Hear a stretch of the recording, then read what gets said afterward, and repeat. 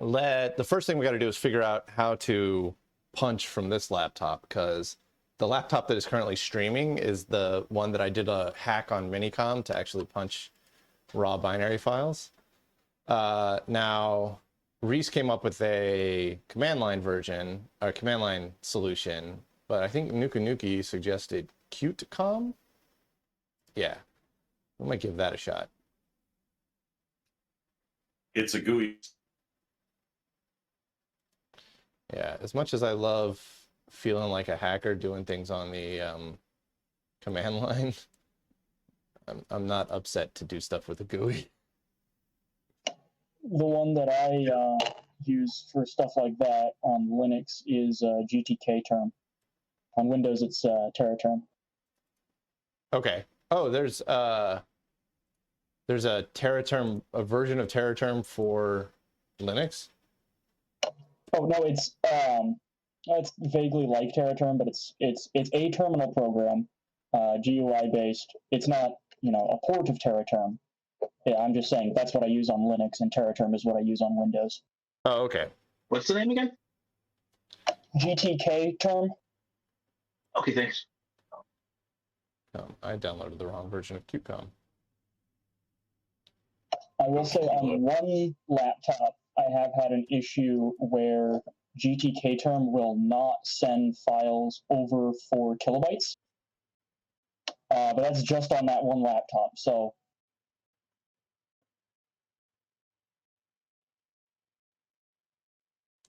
I'm not sure how you install Qtcom. I don't understand. Do I gotta build it? Or do I just run qtcom.desktop?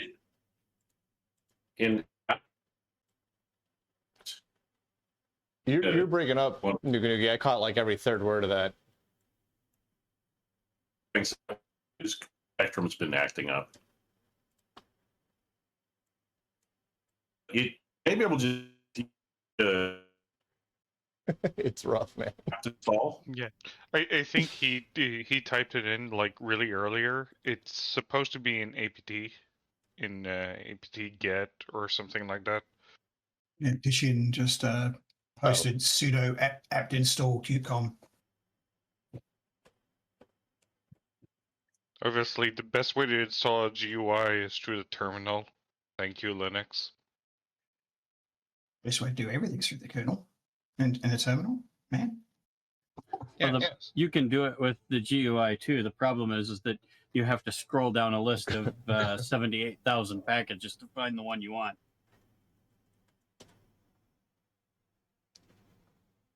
Oh, it's not apt install, it's apt get maybe?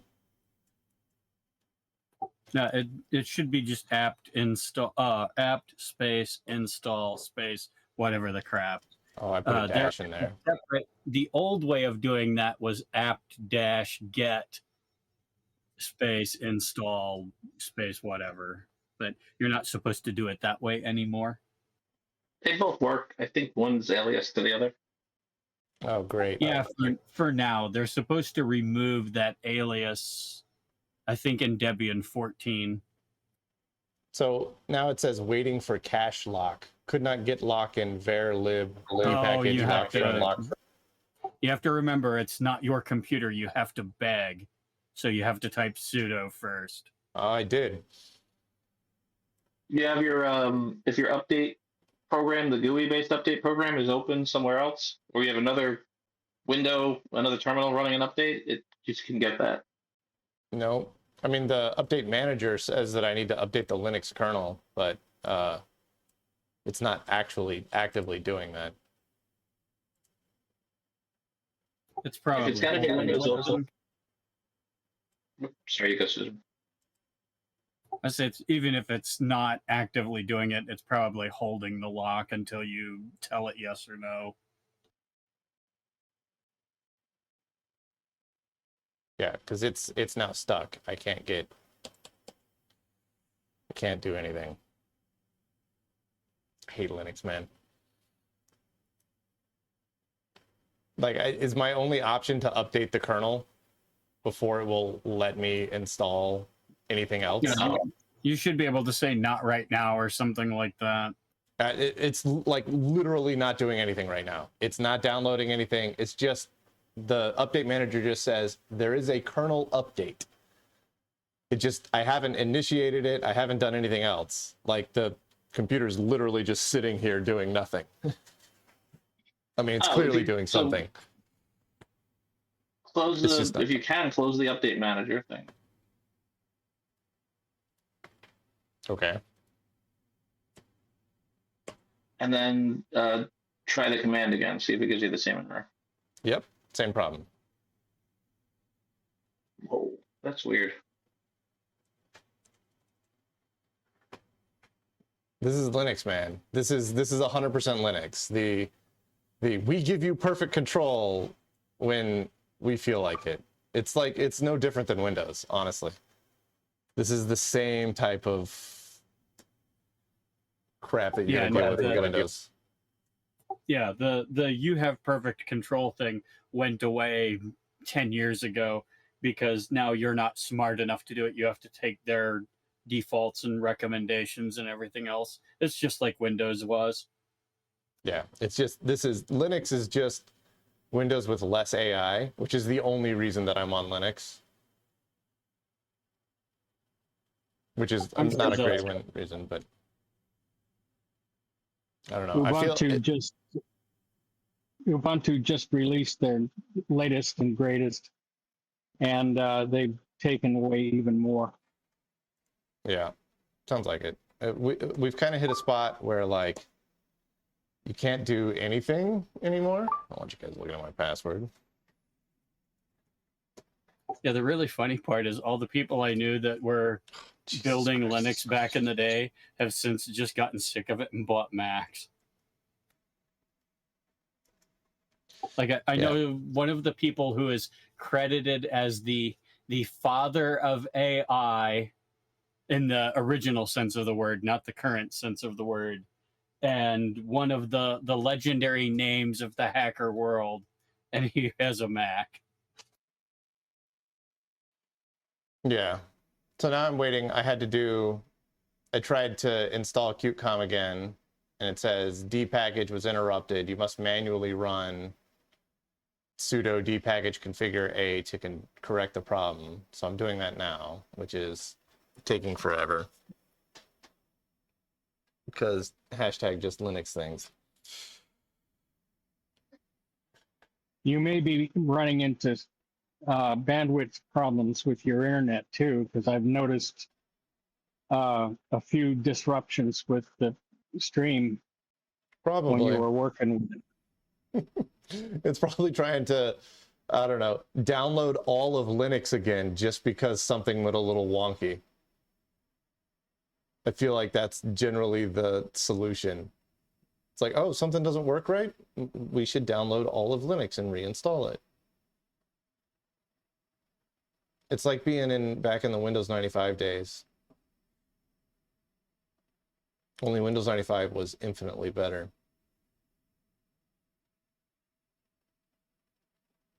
Until you plugged in something with you, or no, that was 98. Yeah. Which Linux are you running?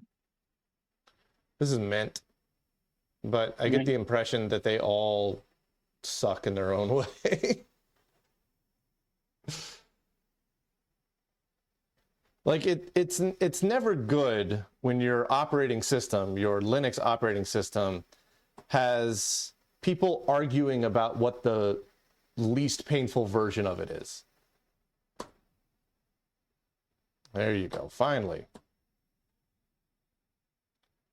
Like you'll get people that'll be like, no, if you want control, you got to go to Arch Linux, but that's not for the weak. You got to really know what you're doing. And then people are like, well, Linux Mint is good if you just want it to work. And they're like, well, Linux Mint doesn't work. And they're like, well, yeah, Linux Mint doesn't work. That's why I use Kubuntu. And they're like, well, why didn't you tell me to use that? And they're like, because Kubuntu doesn't really work either. Like, Jesus. All right, QtCom finally got installed.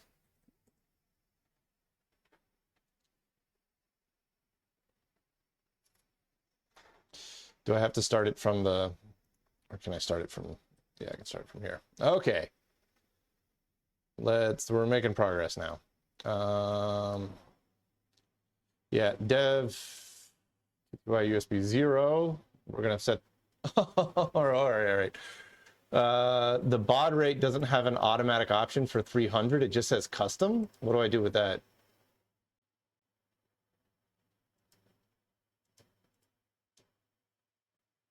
Flow control none, parity none, open mode, stop bits, read write 1. Yeah, so we may not be able to use QtCom because it doesn't, is it not going to let me pick? Is it expecting you to type 300 into a box? I can't read the thing. It just says custom.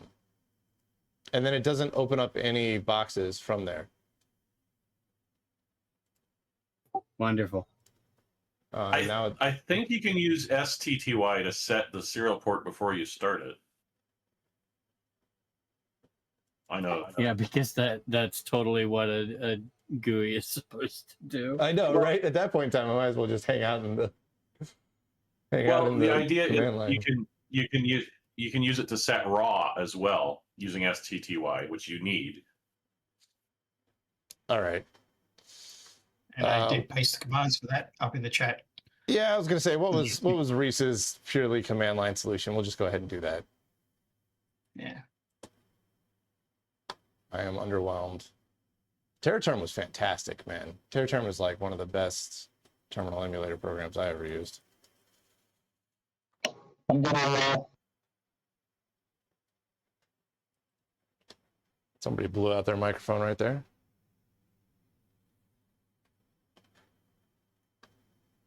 All right. Apparently, it's supposed to give you a menu for custom and let you enter something by hand, but it's not popping it for you.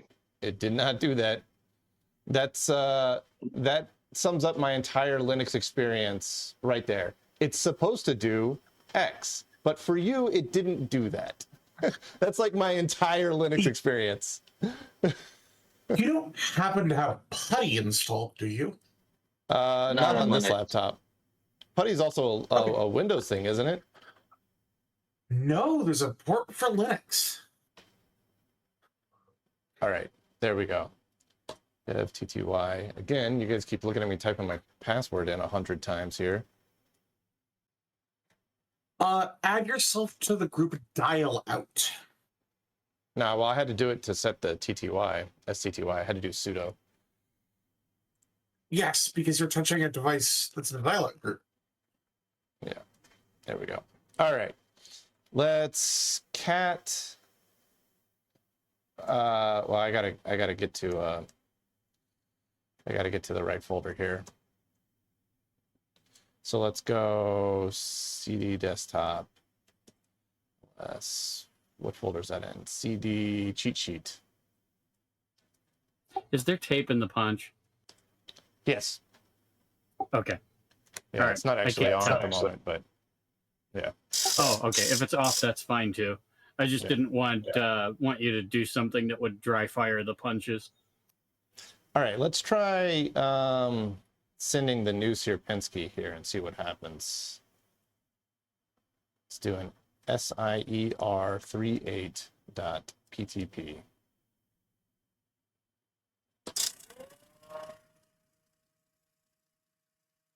Coming out 6-bit, that's good.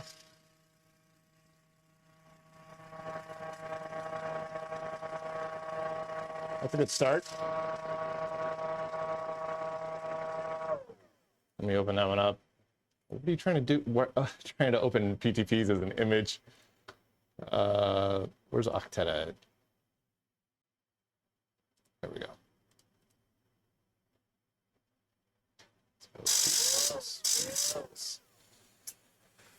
All right, let's see if that punched correctly. 01, 0101, 3A, which is going to be 1010. Yeah, I think that's right. 07, 1F, 03. Okay, so the first few bytes are all the same. So I think that's a good indication. So let me get I think that works.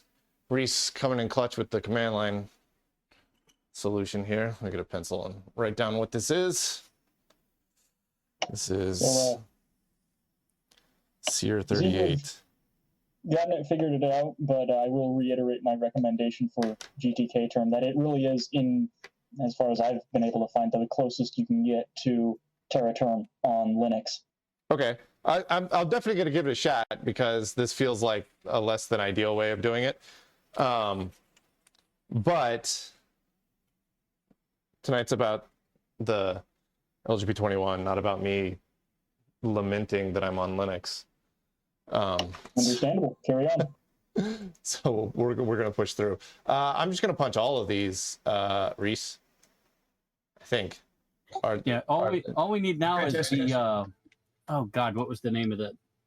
There used to be a utility for Unix that was just written in straight C that would you gave it a string that was the identifier of what was on your tape, and it would punch it in human readable characters at the leader of the tape, which also gave you a nice leader to protect the actual program on the tape,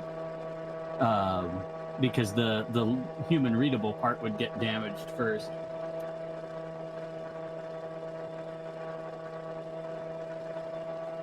Which one are you punching now? The Usagi, because I thought it would be small, but apparently it's the biggest one. Oh, it's humongous. I wasn't paying attention. I was like, I'll punch a small one. No, Usagi.ttt is 3.6K. I think it's like 30 feet or something, so... I did put it in the README file. Should be. Yeah, right. Like I'm gonna read something. Oh, jeez. Okay. All right, let's go. Let me set this as my default for Octeta here. Set as default. Okay. You need to get like a little margarine tub or something and put it there to catch all your bits, and then you can have a bit bucket. It's supposed to have a plastic bit bucket that sits right here, and it's also supposed to have like a nice plastic cover that covers all this junk up, and that was all broken long before I ever got it and thrown away. So I just got this kind of like raw exposed thing. At least your bits are paper. I made the mistake of dropping a bit bin that was full of Mylar bits. We were finding those things 15 years later when we moved out of the freaking building. Whoever moved in after us is probably like, what the heck are these? I've got like 6 or 7 little glass jars full of the Chad from like when we were punching stuff for the G15, because like a couple of people mentioned that they wanted it, and so I put them in like glass jars, and then I never did anything with them. So I've just had these like 6 or 8 glass jars of blue Chad floating around for like half a year now. And the VCF? No, yeah, I think I'm gonna take them to VCF. Let's just say You that should is get little baggies of one of your go to friends. VCF, get little plastic baggies and give people G15 Chad. Yeah. Also, No, don't do that. McChibble and Neo Dragon, thanks for the subs, man. Neo Dragon coming in with a 3-month sub. Heck yeah. Usagi. If you bring little baggies, Each other, please. if you bring little baggies, people are gonna think it's LSD. No, they're in like little glass jars. No, Okay. bits are way too small to be LSD. All right, what's up next? Let's do, I guess, 1D Life. This is the optimized 1D Life. That's correct. Leader on that guy. Yeah, there's a whole range of cool pranks you can pull off with that stuff. Oh, I still got tons of tape.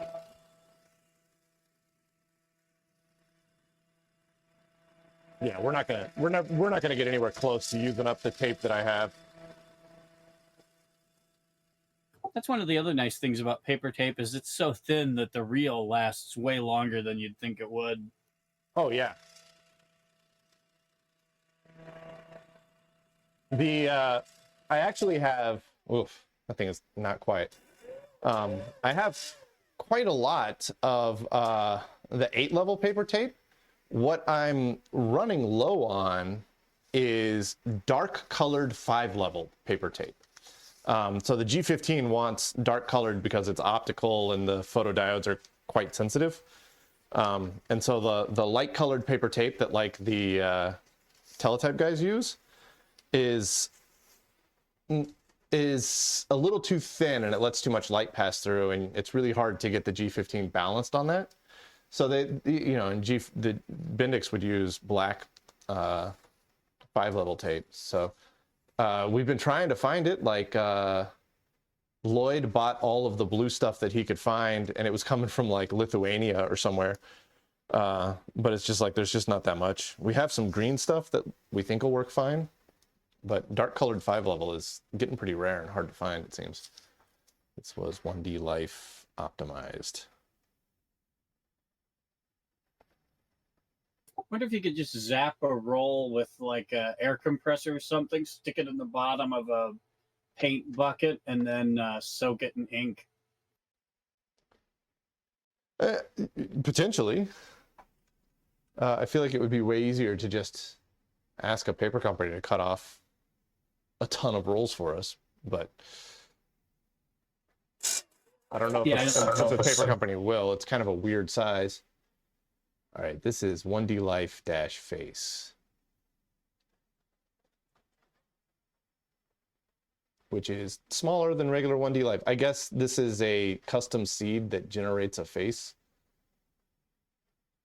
Yeah, it doesn't generate a random seed each time, and it's also only 32 characters wide instead of 64 because it doesn't need that many.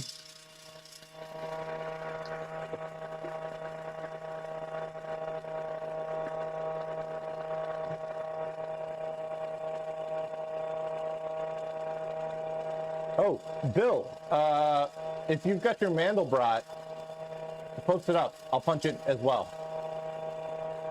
Have you set it up to live in a place that doesn't overlap with these guys before I go punching it? Yeah, I think it lives in a place that doesn't overlap. Okay. Drop it into did you already drop it in somewhere? Although I think you were still working on it, right? Not the Mandelbrot. Reese had. Let me find it. Okay.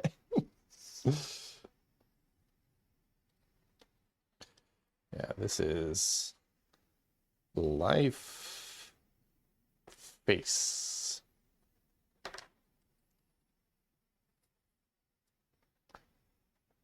And I've got Seer 38, got 1D Life over there. This is the original Sierpinski that crashes on us. So that'll be the first one that we run today. What else do I got over here? Oh, I've got the Fibonacci sequence, which is already loaded in, so I don't need to repunch it. Unless you want to redo your Fibonacci to print in decimal. That's probably not something I can do in the next half an hour. No. I think the hex one is more fun though. It was. I was not expecting it to be hex. Like once I realized I for some reason I thought it was a Mandelbrot when I punched it, and so I loaded it up thinking it was Mandelbrot, and it started punching out numbers, and I was like, oh, this is Fibonacci, and then it did 0K, and I was like, son of a bitch. It's just really easy to print hex on this machine and really hard to print decimal. Yeah. I think it was my first program after Halal, so yeah, you'll have to forgive me for being young and stupid back then. No, it was good because the Sierpinski one was crashing, and I needed another one, and that one was pretty short, and so I just punched it out for the sake of the video, and so that's the program that runs in this video, which is it's great. Everybody understands the Fibonacci sequence. I don't have to sit down and like try to explain it. Bill, you gotta. But you have to spend 15 minutes explaining the hexadecimal. You did that in the last video. Yeah. Yeah. So I kind of build these like expecting that somebody will have watched the previous video.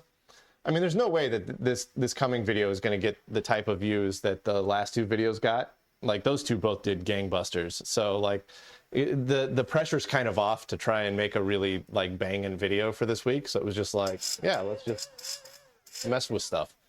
All right, this is Mandelbrot.ptp. Thank you, Bill. Mandelbrot. How slow is this Mandelbrot? Did we figure that out? There's actually 3 entry points to it: a medium, a small, and a large. Okay. So I can't remember. Bill would have to tell me whether this was the one that was pre-configured for medium or large. Probably medium, but I'm not going to. We can basically just stop it, and then you put in a jump command to the right entry point, and it'll be whichever one you want. Yeah. I mean, because someday I want to drag race. I mean, it wouldn't even be a race really, but like run Mandelbrot at the same time on the LGP-21 and the G15, just to like really demonstrate that the G15 could run circles around the LGP-21. Oh yeah.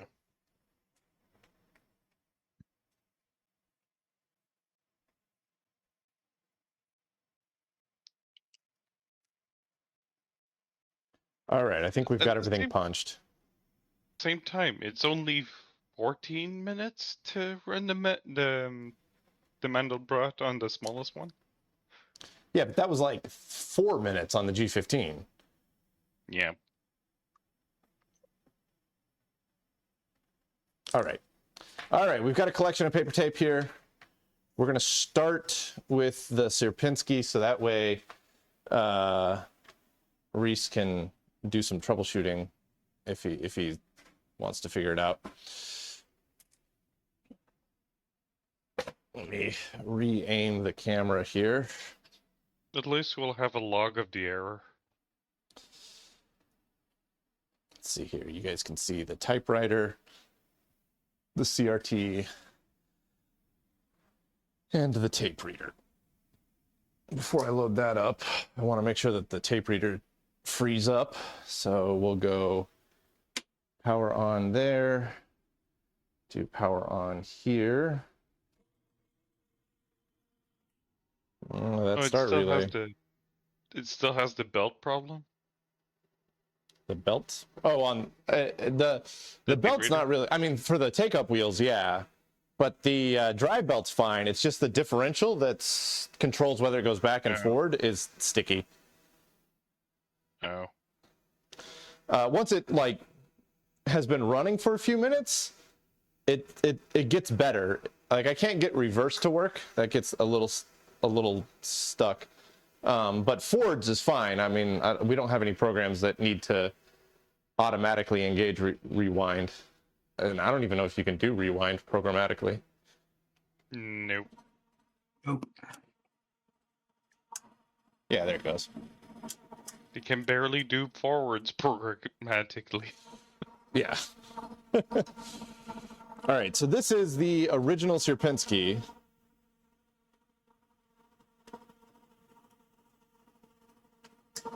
All right. And I believe that I still have the bootstrap in memory. So I think all I really need to do is because nothing overwrites the bootstrap, right? No. Yeah, so I'm in manual input. So you should just be able to, so you just be able to do the jump instruction. Yeah, so read it to you. I got it right here. 000 U3 S00. Do a fill clear to move that up. 0 out the accumulator. Come to 1 off. Execute to move it up. Normal. Start to read.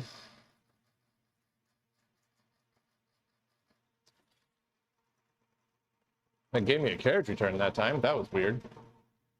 Oh, and it's running.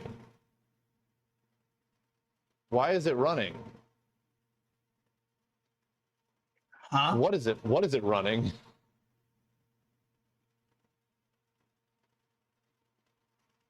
Is it printing anything or moving the typewriter? Not yet. I think they must be stuck somehow in the second level bootstrap. That's weird. So it's Either basically that or did it jump to the 1D life? Like, is it somehow running 1D life? Yeah, that's running. That's running code. That's running way more complex code than the program loader. Right into the weeds. It's stuck in a loop, though. I can see it. Oh moving. yeah, no, that is definitely 1D life now. What? Yeah. I don't know how it ended up doing that, but it is punching out the first iteration of 1D life over here. Yep. It looked like 1D life. I think we're going to have to try the other tape. I don't know what's going on there. Oh, hang on. So let me just check my memory map. Let me tell you, I can tell you where it stopped at.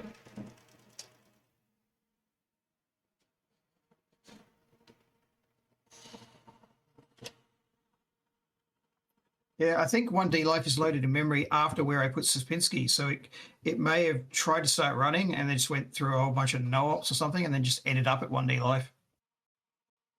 So we only it got. looks like it didn't load the entire tape. Yeah, we only got about that far, wherever it where my thumb is. Also, no-ops and no-ops need bits. You'd get halts. So I don't know how repetitive your tape is here, but the instruction that it stopped on is 2-0, I think. 0-0-0. No, 1-1-0. The one before it is just 0-1. And then this is 3-1-0-1-0. That's an A. So I just had a nasty thought. Can someone check that the file sizes that you have for the tapes match what they're supposed to be? That maybe the file names got messed up. I checked the first few bytes and it's fine, and the other tapes that I punched were fine. So I think it's unique to this Sierpinski tape. Yeah. You said you got an A on there. That would be a jump instruction. Yeah. So here I'll type in the 4 instructions or 5 or so around where it crashed. Reese, did you flip the bits? 0-0-0-1. This is just using the same bootstrap generator as all the others. It wasn't special. No, I mean he's reading off the tape, which has 6, 1, 2, 3, 5, 3, 4, 5. What is 1010? Is that A? A. That's A. I'm so bad at this. Let's go A. And then 0. Keep in mind that the bits are also bits 5 and 6 are swapped around and whatnot on this as well, so it's going to be problematic. That's what I was saying. Yeah, so I'm reading. So here's a group of bytes, 5 bytes, and it crashes on. It stopped on 1-0. Now I'm reading right to left, so I don't know. I think that's probably how it punches it out, where at least significant bit is on. Oh man, I'm gonna get my bit order wrong here. All right. Yeah, anyways, don't worry. Good luck. The tape order is completely mangled. Yeah. Anyways, hopefully those five bytes can give you an idea of where it stopped at. You also maybe post a photo of that part of the tape plus just above and below it. Yeah, I gotcha. If I can find my cell phone. There it is. So the pencil mark is where it stopped. Can I do this without having like horrific shadows? Maybe. The pencil mark is where it stopped. The byte that was under the reader, Okay. directly under the reader. Let's maybe try loading the other Sapinski and see if that works better. Yeah, I'm gonna go for 38 here. What's up, Zamru? yeah. I think a lot of people are glad we don't have to write programs like this anymore. All right, so that was the Sapinski that crashes. Where's the one that is the new one? Sear 38. Okay. Let's see what happens with it.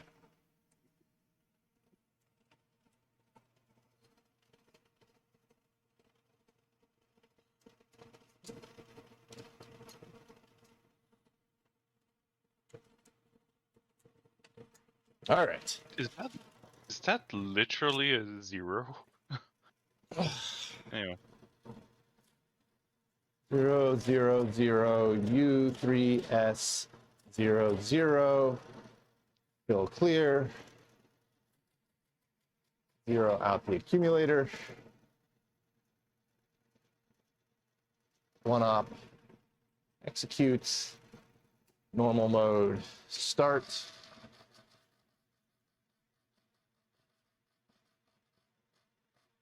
This one got further. I think this one's going to read all the way in. Yay.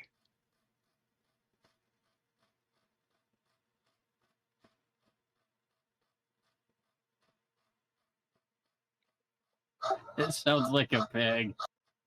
Yeah.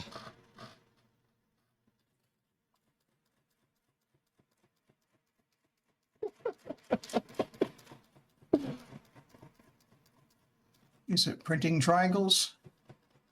It printed a whole lot of spaces and then a single triangle. Yeah, that's what it should do. Yep. And then next line should be a couple of triangles. Yeah, then it was 2 triangles. God, my character turn is freaking out. There it goes. Does it just auto repeat or does it finish the triangle and then stop?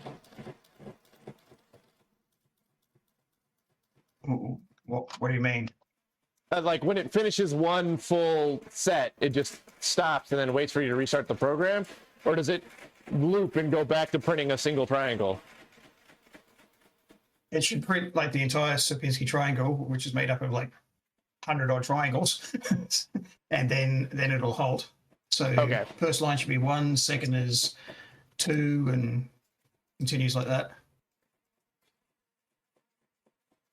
Yeah, that seems to be working. So I have no idea what was up with the first one. You jump back to the beginning after that halt, so you can just do it again by pressing the start button. I do not. That was probably a better idea. Thank you for that. Depends if you have the next character free. Yeah. Basically, once the program's loaded, you can just directly jump to the entry point. My cheat sheet text files list the entry points for these things. Yeah, I've got your, like, it's pretty easy to jump to entry points of stuff. Although I think I'm gonna have to update this cheat sheet because you put the new Sapinski in tracks 38 instead of 13 and 14.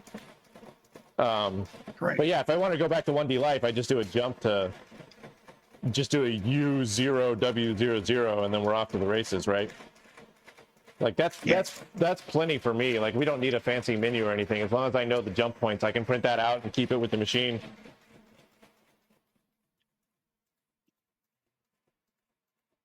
Yeah, it was just to avoid to need to go into manual mode, but this thing is so loud. See here. I don't know how well that's going to come across on stream, but there you go. That's the Sapinski triangle. Oh, that looks perfect. That's what we're looking for. Yeah, it's printing out really clean and clear. at least this time it's not making new Chad. Yeah, the first time we tried printing triangles, we had little dots everywhere. Yeah, they were a little tight. The triangles are actually spread apart. It has the hammer was hitting so hard it was like bashing a hole in the paper. Yeah, it was like cutting through it like a knife. It has a weird rhythm when you're in the middle of the triangle and printing spaces. So to get up to the triangle, it's like dunk, dunk, dunk, dunk, dunk, dunk, dunk. And then when you get to the triangle and it's doing spaces, it goes cha-chunk, cha-chunk, cha-chunk, cha-chunk. Very strange rhythm. Probably because the code I'm using to do that is slightly different for the triangles and the spaces. Well, there's the inside the triangle code and the going to the triangle code, right? Yeah. God, it's so Yeah, so loud. the spaces on the left are just getting to the triangle, but then the ones inside are actually essentially plotting the point. Oh, I bet you this thing is going to span to a second sheet of paper. It's too big. Because I've got 1D Life filling up the top quarter of the paper. Oh, okay. Yeah, so when you're launching these things at VCF, you should be just after you put in the U command and before you switch to normal mode, you should be able to just put some carriage returns to position the paper where you want it and then let it rip. Yeah, I'm going to take an entire box of this fanfold with me. So like, yeah, I'll issue all the U commands. And then when I get to the point of switching to normal and hitting start, I'll readjust the paper, cut off a new sheet, and then hit start so somebody can get a clean triangle or a clean Mandelbrot. Yeah. This is pretty quick though. Like the bottleneck on this one is the typewriter. It feels like, at least.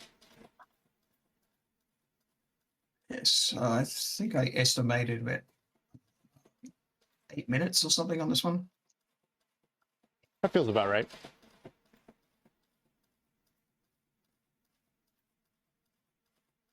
Oh, 9 to 10 minutes is what I estimated with my emulator, but that may not be the same. I think the real one's running a little bit faster than my emulator estimates. At some point, we need to build a program that is that we can like time with the stopwatch to see how different the real machine is from the emulator. Make some kind of benchmark program. Yeah, I tried running the dump program on Paul's emulator, and I was comparing to the video you made, and I was like, oh, please, the typewriter is the right speed. Oh man, that's beautiful. That came out awesome. Cool. And it didn't it's pretty small, so it fits on a single sheet of paper with ease. Here, I'll take a picture of this and post it up. That's great. I love that. See if I can get a picture of it without shadows driving things crazy here. Oddly enough, it might be faster than the one that's sideways. I did do a lot of work to try to optimize the memory accesses on this one. It's fast and it looks gorgeous. This is perfect for VCF. Wonderful. Like I just posted up a picture of it. Like you can see that just looks flawless, man. That's awesome. Wonderful. I'm way more in love with that than I thought I would be. It's so simple. It's just bit operations. So ands and ors, and so there's nothing to it. It's bit operations on a computer that only has an and everything else you have to improvise. Yeah, actually, fortunately, you only need and for this. That's so cool, man. Oh, I really like that. All right, what else we got? What should we go with next? Should we do that was Sierpinski 38. We've got let's do the optimized 1D Life here to overwrite the 1D Life that's currently in there, right? Yeah.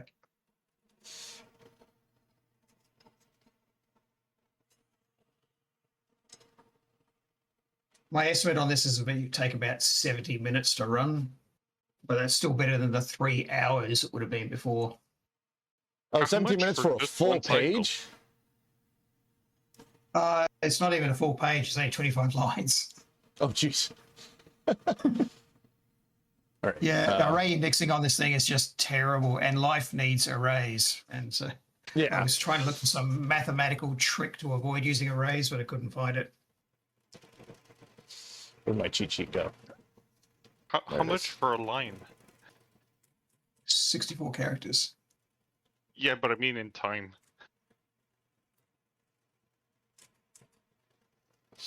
All right. So clear. Clear out that. Go to a one-op. Execute. To normal. Start. Yeah, you guys can see what's going on. One line would be about 3 minutes, maybe. The unoptimized one. I don't think I even have that anymore. I mean, it's really cool to watch this thing load in.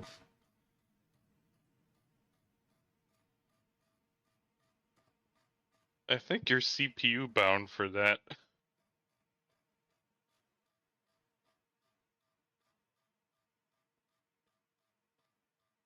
The paper tape reader is getting smoother and smoother the more I use it, which is great. This is excellent that we're doing this.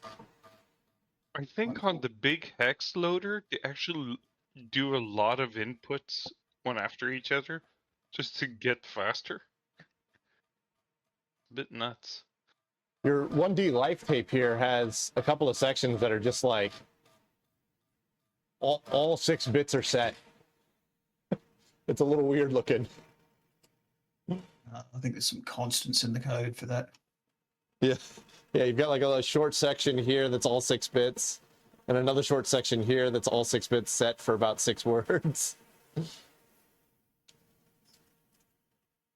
It's off to the races. So it's at least executing, which means that your life program functions.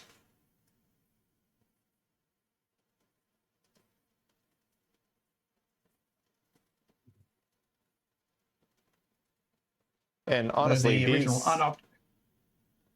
Yeah, so the unoptimized was probably 4 minutes per line. The optimized is 3 minutes per line, but I also reduced it from 50 lines down to 25. Oh no, that's way faster. That is A minute. at least twice as fast as the unoptimized one.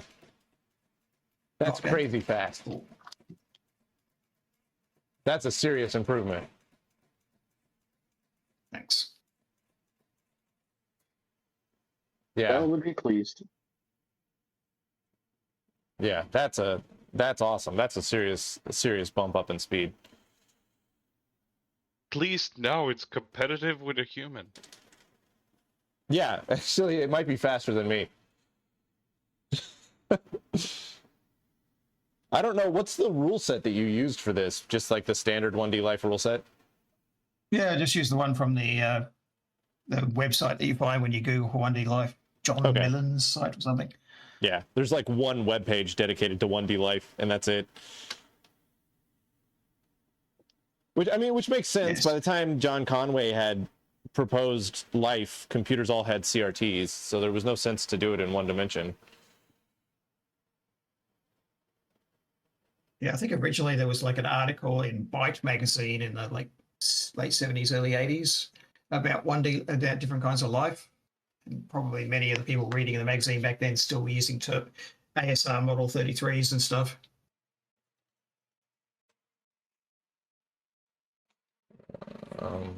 So it's calculating the next generation now. Yeah, I figure I'll let it do about 2-3 generations, and then we'll load the next tape in. I want to see if it looks like the generations are evolving like they're supposed to. Okay. I mean, not like I can tell visually by looking at it, but... I can't tell if it's one of those things where like I can look at it and can't tell if it's right, but I can tell if it's wrong, if that makes sense. Yes. When I tried to optimize it, I broke it so thoroughly that it was just, and I just going, what did I do?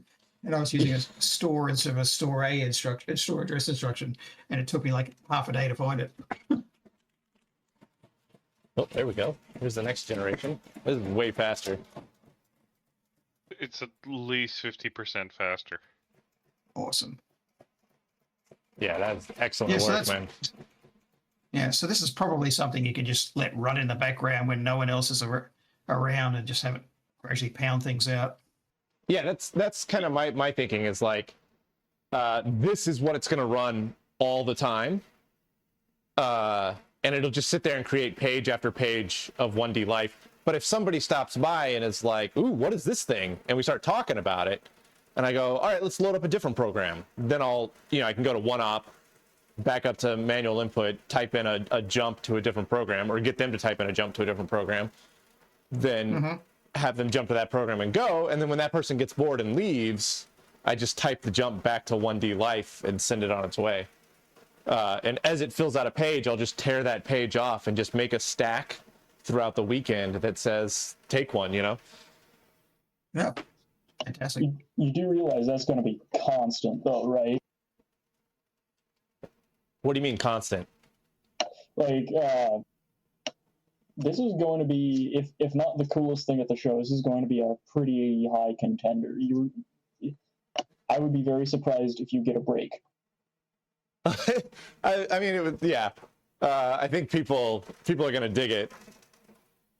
It's certainly, I am confident that it's going to be the oldest running machine at the show by at least 10 years, maybe 15 years.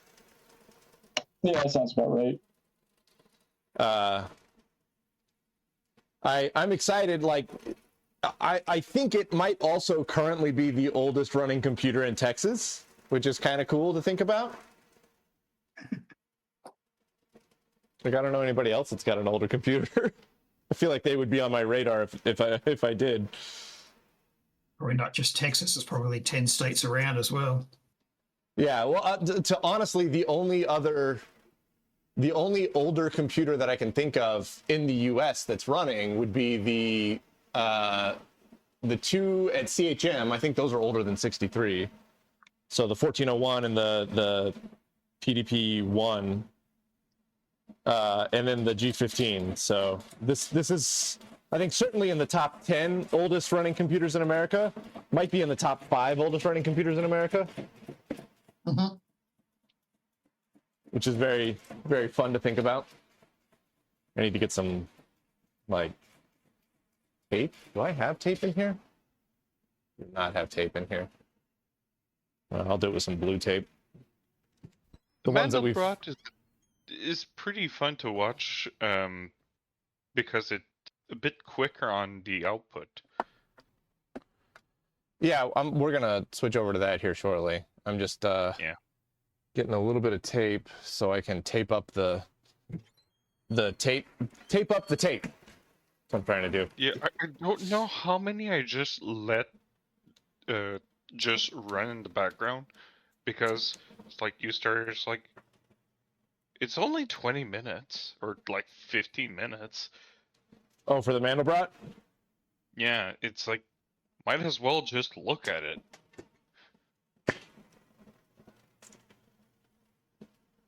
Yeah, we're getting to that.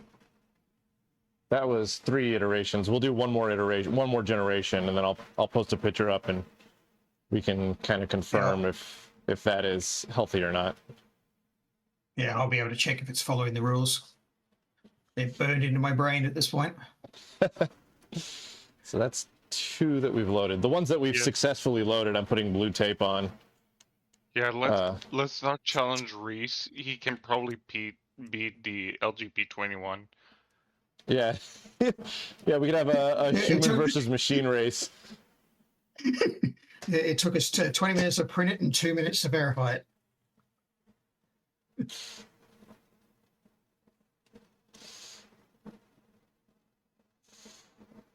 And it should generate different patterns every time you run it, because I've got a little random number generator in there, and the seed is not overwritten every time it runs. So it's just going to pick up where it left off and generate a new pattern.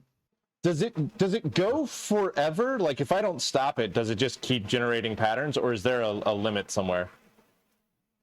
At the moment, it stops after 25 lines. Okay. But I could probably give you a patch that you can put in on the console to make it run forever. No. 25 lines is good because most of the 1D life examples that I saw hit a stable life after 30 lines or so. Yeah, that's actually why I cut it off at 25, because I was noticing in the 50-line runs that around about 30 generations, it was either stable or petered out. Yeah, so 25 lines is great because then it can run and stop, and then we can do a brand new seed, and I can just rip that page off with 25 lines on it.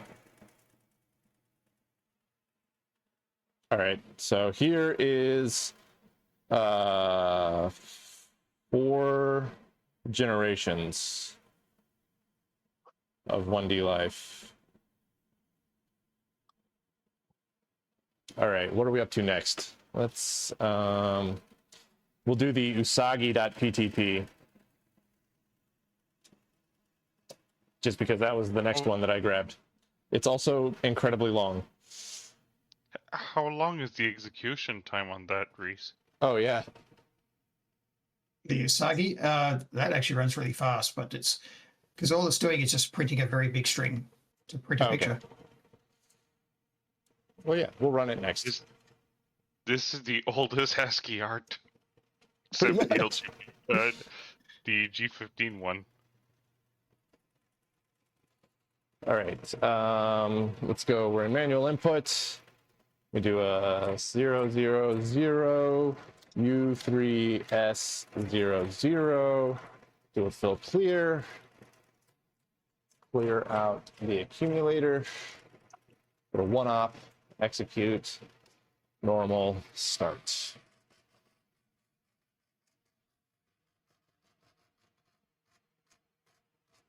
Not Estimate sure. about 8 minutes for the Usagi. Not sure how useful it would be, but if you want to clear the accumulator, you can press the IO button when you're in manual input. Oh, that clears the accumulator? Yep. Oh, I didn't know that. Yeah, You probably don't actually need to clear. When you do these jump commands, you probably don't actually need to clear the accumulator. Yeah, I was thinking that too. I think that might be an unnecessary step, but I haven't tried it without clearing the accumulator yet. Yeah, I wasn't sure whether you have to do all the magic incantations or it won't work at all. Oh, it's just speaking of. Yeah, sorry. Sorry. We were discussing this earlier. When you put in that jump command, do you have to put it into 1-op and hit the execute button before you go to normal mode? Yes, absolutely. If you don't, cool. It does not work. Yeah, it goes to 1. Your Usagi PTP never stopped reading. Huh? Did not work. And Okay. now I'm stuck. Press IO. Oh, that wouldn't work. Oh, it Yeah. would. I don't know how to stop it from reading. Pressing the IO should work. IO didn't do anything. Although I'm in manual input. Do I need to be in normal? Oh, there we go. I went from manual input to all the way up to manual input and then down to 1-op, and then that stopped it. Yeah, it just kept reading at the end of it. Well, that's weird. Yeah. Let's see. Just try to run the program manually with the entry point and see if it loaded at least. I don't know what the entry point is. You're gonna have to feed that to me right now. You just read it out to me. Yeah, it's 000 U2800. Okay. Mop. Execute. That just started the reader again. Okay. Okay, well, that one's a bust. I know what's going on.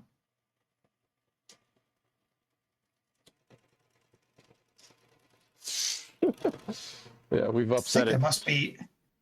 Yeah, I think it must be a case of like there's some character in there that maybe didn't get copied correctly in binary mode or something, and so it's just faulting out. Well, it read the entire tape. It's just like it didn't see a stop code at the end of the tape or something. Because it got to the end, it read the entire tape all the way to the last word, and then it just spit the tape completely out, looking for the next. Oh, let's move on to the next one. Yep. Hang on, I'm rewinding this one. All right. So we've got two of these programs that we've punched that don't seem to work correctly. That's interesting. And they both fail on load-in, which is not where I would have expected failures to be. That one is life face. There's Fibonacci. We've already run Fibonacci. That's our 1D life slow. Yeah, we'll load up the Mandelbrot next. See how it goes. See if we're still stuck in something, or if I can actually execute the bootstrap correctly now. I'm a little nervous that maybe we're stuck in some kind of loop. All right. So maybe later on you can get out the tape reader and we'd read the tapes back in again and see if it says there's any difference. See if we maybe punched incorrectly. Yeah, we could try that. If we get super bored. All right, let's do... Accumulator's already cleared out, so there's a U, and then a 3S00. I'm in uppercase. That's fine. Do a fill clear to move that up. We'll do a one-op execute without clearing the accumulator, see what happens here. Yep. Go to normal, hit start. Yeah, so you don't have to clear the accumulator. Yeah, I didn't think so. It's just that you're going to start the program with the accumulator with that value in it. But it doesn't matter, because the first thing you do is shovel new bits into the accumulator. Yeah.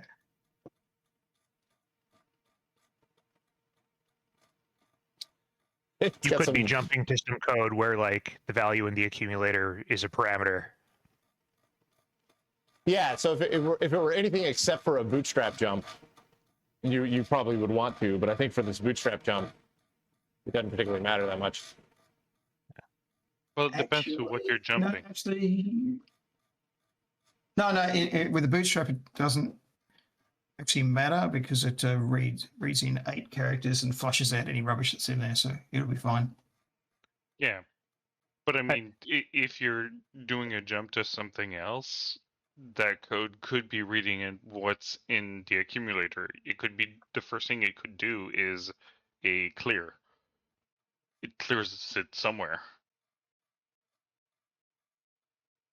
But that's the funny thing about this computer. It has to clear it to the disk.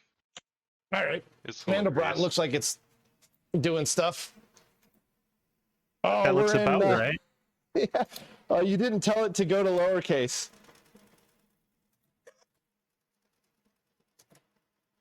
Oh, that's fun. Oh, it's gonna make me bleed. There we go. So we were in symbols for a bit there.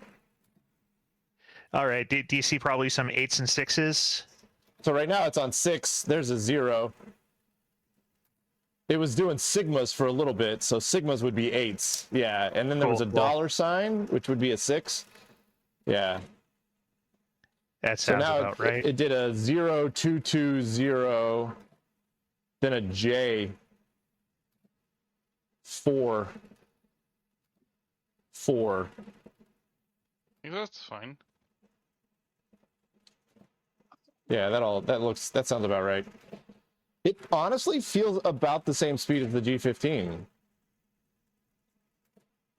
Is this the medium or the large? I suppose we'll find out when it goes carriage return. It's certainly bigger than the small one that we did on the G15 that took like a minute.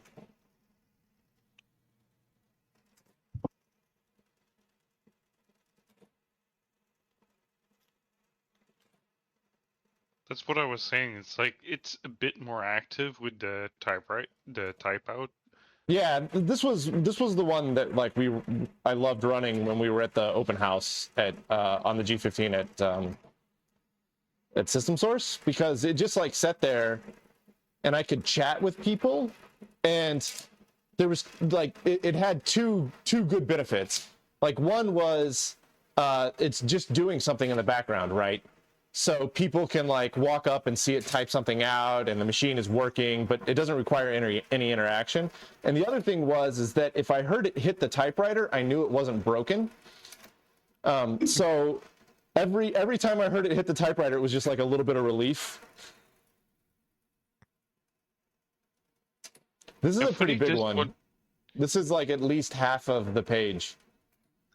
Yeah, this is probably the large one. I just sent some arbitrary file to Reese to before I knew how to make the binaries myself. I mean, it looks like it's working great. You said that you could halt it and do a jump to a different size, right? It's got like 3 different entry points. Yeah. If you want to try a small one, we could do that. Yeah, let's do that. Let me. There's also another advantage. This one, because the CRT, it's going wild. Oh yeah, well, I mean, the CRT tends to go wild on anything you do. But yeah, the CRT is very busy on this one. On Paul's emulator, when you get down to the last part,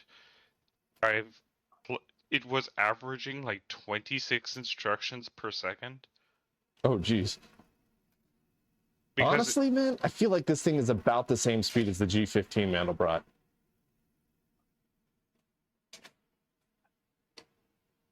All right, so what's the entry points here? I'm gonna halt it. There's one up. Let's go to manual input. What's the entry point for the small size? It would be 000U1590. 1590.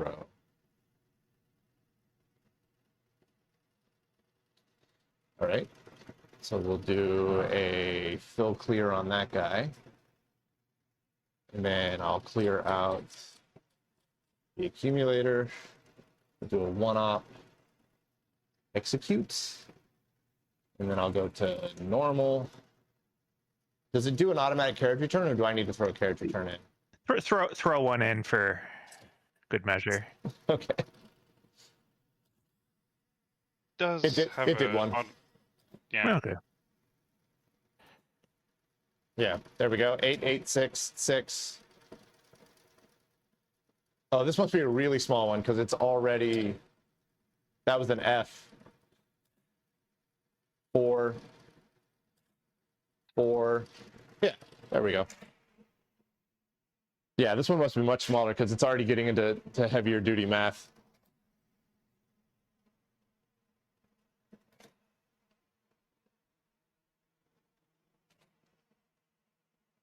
Hey, thanks, Keysin, for the Prime sub, man. You're a little late tonight, but we're not doing anything dramatic. We're just playing around with the LGP-21 today. We've done Sierpinski triangle. We've done some 1D life. We're doing a little bit of Mandelbrot right now. We have a couple of failures going on with some of the other programs that we have. We don't know why. And I'm still 50-50 on whether it's a fault of the machine or a fault of the programmer. Throwing shade at Reese. It's funny. I just realized. Story of my life. we never tested the input command on this machine. What do you mean, the input command? Because when you enter something through the flexor writer, you need to use the the conditional stop thing. Yeah. Yeah, and we never had to do that because we're in manual entry mode and not manual entry mode on the flexo writer. There's a lever. Yeah, well, we haven't run any interactive programs yet because for the sake of the event, it's all essentially 0-player games.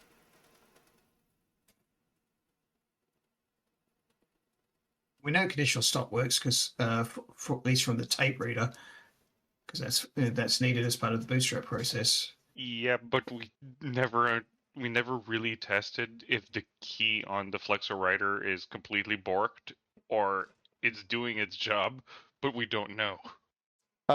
Strong possibility that it's completely borked. Yep. But we haven't tested in Yeah. the way We don't know. But the whole Flexo writer is limping along at the moment. Is the best way to describe it. Oh yeah. After VCF, we can put PIR on, and that'll definitely test it. Yeah. Once we get back from VCF, the power roller's coming out. That's the first thing that's happening, and it's going off to JJ Short for a full recoat. When that comes back, then we will sort out all of the mechanical issues with typing and printing, and then we'll dive into the reader and the punch. And then pretty much once that'll finish out the Flexo writer. I need to machine up a bale here that holds the paper flat like that, and there's some other stuff that I got to do. God, it's so violent on carriage returns. I saw you sticking your hand close to it and was thinking we were going to get a repeat. I know, right? It's going to make me bleed at some point. I mean, it hurt your back already, so... Oh my gosh. This thing is so heavy. And that one, what a dumb way to hurt my back. It was standing up on end, and I had the whole translator in one hand, and I needed to lay the whole thing down. So I was just like, oh yeah, I'll just lay the whole thing down with my left hand while holding the translator with my right. And I got about halfway through it, and I realized, oh, I'm trying to lay down 85 pounds with one hand. And I was like fully flexed in my left arm, and it just went straight to my lower back, and I felt it hit from like my butt all the way up to my shoulder. And I was like, oh, that's not good. But I took about 5 ibuprofen, and the next day I felt all right. Computer-related injuries used to be different than your chair posture. Yeah. Yeah, this is my workout program, my vintage computing workout program. There you go. Now you guys get a nice view of the CRT going bonkers. Yeah, because it's doing a lot of math. Yeah. I mean, I think the phosphor on the CRT is not as fast as the data that's being shoveled into the CRT, so you get a lot of ghosting. It's still a pretty fast phosphor, but I think it's like probably a cheap oscilloscope tube they were using. You can see it on the counter. It's... Yeah, you can definitely see some ghosting on the low bits of the counter. That's strange. I thought the overflow bit would be on. It might be. Point. I think it's just off of the edge of the CRT. So there's a problem here, and I think it's because the CRT inside of here is actually shifted. The mask for C is like way up here, but I think the whole CRT has shifted down. So it's drawing the signals kind of off on the corners here. So the overflow bit, I think, is set. You just can't see it because it's trying to draw it off the edge of the CRT. I think I see a bit of the phosphor excited, but... Yeah, right above my pinky whenever the thing updates. Yeah, there's a little bit of phosphor lit up there. And I could probably adjust the vertical on it to bring that down a little bit and make it a little more visible, and then adjust the horizontal to bring it in a little tighter. But I don't want to muck with it. It currently works, so. Later. Yeah. The thing is like the first time I adjusted all of this was, it had only been powered on for about 10 minutes. And so after about an hour, everything's really warmed up and heat soaked, and everything's kind of grown a bit. So what I really need to do is like let the thing heat soak for about 3 hours and then adjust it. But then that means that the first 20 minutes that you use the machine, you can't see all of the stuff because it's going to be behind the mask. Also, I think the CRT has shifted down, and I need to figure out why it's slipped inside of there, which means I got to take the whole thing apart again. I remember the first time you turned it on and we saw all the unmasked lines. It's like, oh, this is crazy. Yeah.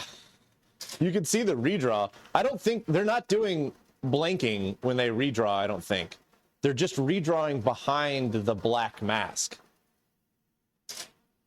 They're doing blanking on the C line between the counter and the... Yeah, they're doing blanking here.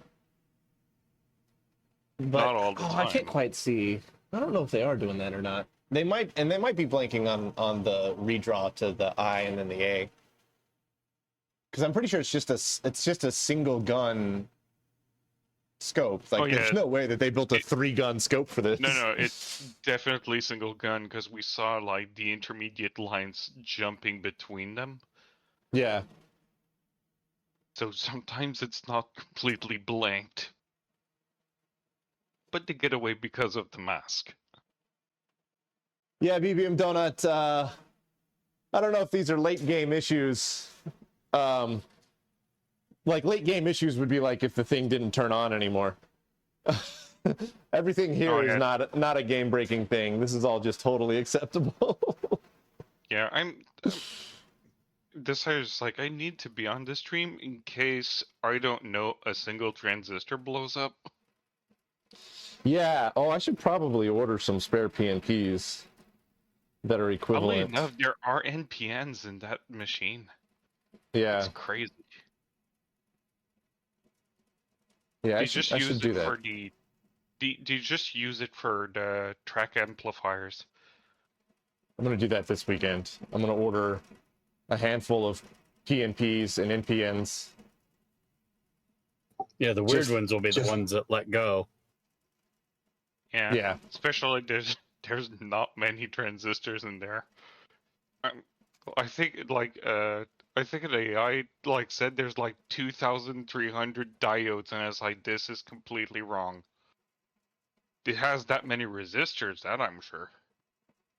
That's not DTL logic. Some of it is. I mean, they build their OR gates, I think. Yeah, they have heavily... the OR gates require diodes, but there's like what, 20 OR gates? Well, they've got like some. The rest are NANDs. They've got some big OR gates.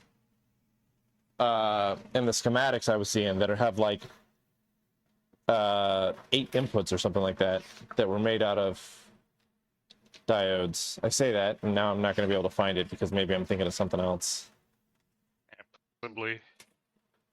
Either that or their OR gates don't use diodes, and I'm just getting my schematics confused. They call their NAND gates OR gates, and they call their OR gates NAND gates. Yeah, it's the whole negative logic thing. We saw that with the Data 620 as well. Yeah. Yeah, you're right. Actually, there's no diodes on any of these schematics. Yeah, it's all just RTL. They're all the large amount of diodes are on that disk. Yeah, there's a couple of diodes when they do a flip-flop. Oh yeah. So their flip-flops make use of diodes. But that's so far that's it. That's all I'm seeing. If it's not a flip-flop, they're not using diodes. Yeah, they went sparing on the diodes on that machine. Yeah, they just went heavy on RTL logic. Yep. Just a cool way to do it, I guess. Yeah, look at that. Look at these. I guess that would be a NOR gate or a NAND. That's probably a NAND gate. You've got like 12 inputs, but they're all resistors. Yep, those are huge NAND gates. Yeah. There were a few places in the PDP-6 and early PDP-10 prints where deck would show like an 8 or 12 input OR gate, but then when you went looking on the board, you'd never find it because it was just one point where all of those things were shorted together. That's kind of what they're doing here. It's just a bunch of resistors that go straight to a single base. Yeah.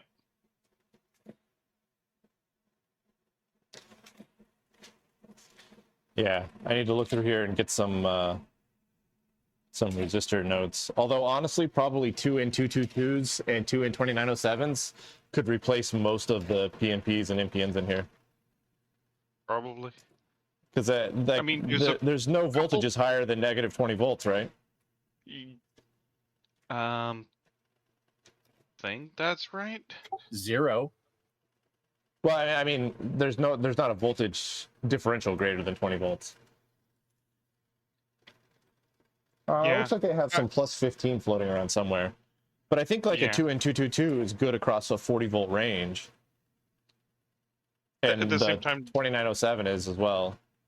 The only different one would be maybe anything that's related to the flexor rider, anything that's the power clutch drivers. It's like, I always find that hilarious to say, but it's like, yeah. So yeah. I think the particularly the ones with the flexo rider, and maybe even on the memory control board, we might run into like current limitations depending on the size of PNP that we need to replace it with. I mean, knock on wood, I'm not going to have to replace any transistors, but I do want to take some spare ones with me.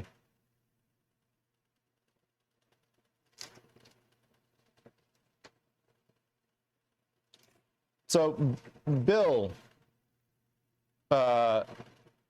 is this now the second oldest computer to run the Mandelbrot? I'm not sure. Because we were pretty confident that the G15 was the oldest computer to ever run Mandelbrot. Yeah, I'm more confident of that now. I mean, there could be a LGP-30 at some point. Oh, I messed it up. Sorry. I was trying to get the carriage return to be quiet, and I threw an extra carriage return in your Mandelbrot. Well, we're finding out that it works. Yeah. Yeah. I'll run it at the event. I'll run it and print out a real big one. That's gonna take forever. Hey, I mean, it's like the machine's going to be on for 8 hours a day, hopefully. It should be able to do a couple of them. Yeah. You know, like maybe on like a Sunday when it's a little slower and I'm like running around and doing other stuff, we'll just get it doing a Mandelbrot and I'll just let it go. If it makes it to Sunday, that's a win in my book. I forget how new the Mandelbrot set is. It's newer than this computer. Think like 1979. Yes, 78 and 80. Oh boy, so the set. What's that? So Mandelbrot is younger than the Lytton was? Ouch. Than the Legend? Oh. God damn it. Oh, you had to print some stuff out at the bottom. Oh, that's awesome. His signature. Yep. I didn't realize it would do that. I thought it broke. We were a bit scared because there's a W in there. Yeah, it says W.M. Cooker. Yep. Cool. What's wrong with a W? We don't know. Oh. I'm moderately confident that W and 0, the foot on the power roller is getting hung up and not making a full revolution. So it prints like it swings the hammer, but it never resets until another key jostles it enough to reset. And I think the only solution to that is getting a new friction roller into it. But there was a little bit of concern, like, could it print zeros and W's without any issue? And yeah, it can print them just fine because the reset is only on the input that we're concerned about. So it just has trouble on input when typing a 0 or W, but on output, when printing a 0 and W, it prints it just fine. Sorry for the errant carriage return in there. It was on the last line too, man. What hilariously bad luck. Yeah. But yeah, that looks like it. Oh, except it stayed stuck in capitals. That's supposed to be upper and lowercase on that last line, but I'll. Oh yeah, no, that's not your fault. That's this fault. Oh, okay. Well, that's good to hear. Yeah, no, my upper lowercase is sticky. Okay, so I did a little quick research. This might be closer to the third oldest to run this. Someone did a Mandelbrot on the IBM 1401, which was maybe 1959, 1960 when it was released. Okay. Can you guess who wrote that program? It was Ken Sheriff. Yeah, that's probably Ken. Yep. Yeah. He was here playing with this last night.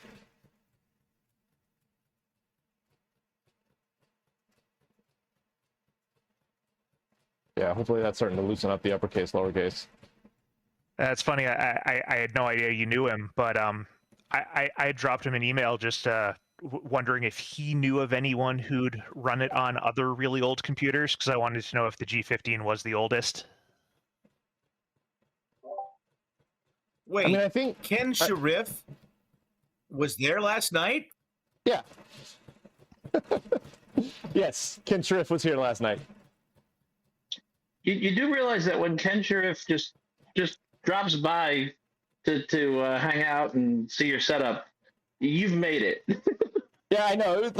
I mean, he didn't drop by for me. He was in Dallas for a different reason, and he shot me an email that said, "Hey, can I swing by?" He's like, "Yes, absolutely. Please do."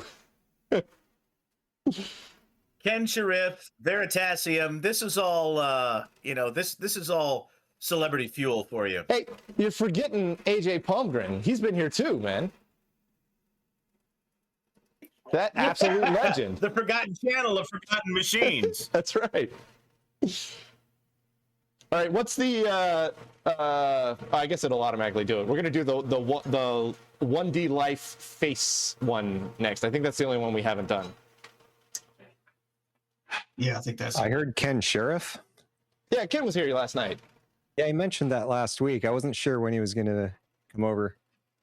Yeah, it was just he was only here for a couple hours because he went to the archives first and then he swung by. It's like an hour and a half drive here. I was like, you're a mad lad. But yeah, he swung by and we fired up the Centurion. We fired up the LGP-21. Even fired up the spectrometer for a bit. He was like, dude, Mark would love the spectrometer. It's like, this is right up his alley. Yeah, absolutely. Have you played Blackjack on the LGP-21 yet? Not yet. Do we have that?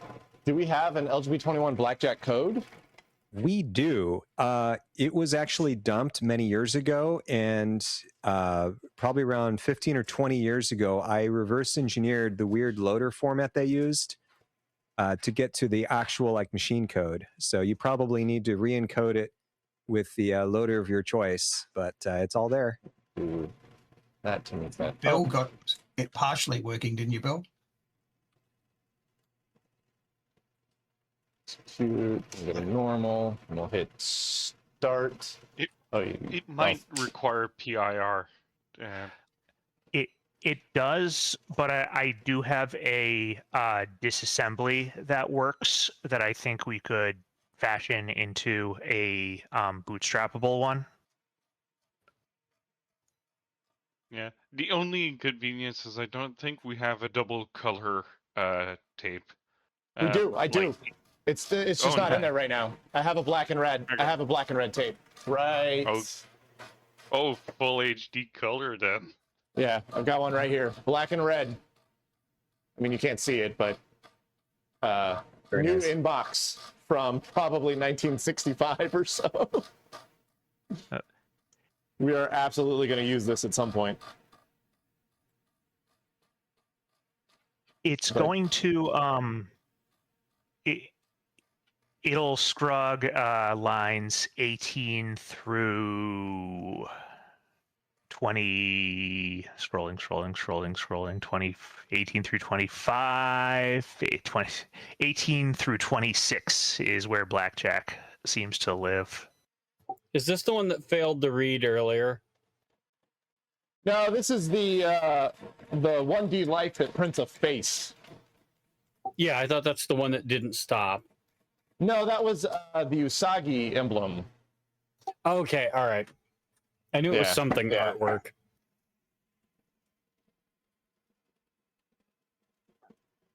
Yeah, there you go. We're doing math. We're doing array lookups is what we're doing. I was told there would be no math. Yeah, well, that's why we built computers, so we didn't have to do math. So this one should take about 35 minutes or so, give or take. So it's a nice quick program. Yeah. I remember one of the really cursed things I did when the Apollo project was first getting underway. Well, when we wanted to draw the ASCP dials, somebody tried to math out the exact rotation of each digit, and the way they did it was really crappy. And so I decided to be even lazier about it. I took the amount, sprintf'd it to a string, then subtracted hexadecimal 30 from all the digits, and left a comment on it that said math is for suckers.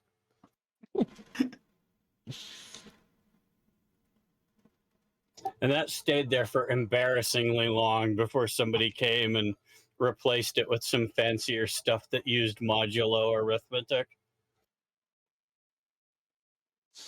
All right, so I think we've got 5 programs on here. We've got the 1D life that's optimized. We've got the Sierpinski triangle. We've got the Mandelbrot. Fibonacci. We've got Fibonacci. And then this life face program. Yep. The only ones that we couldn't get to load were the original Sierpinski for whatever reason, and the Usagi face one.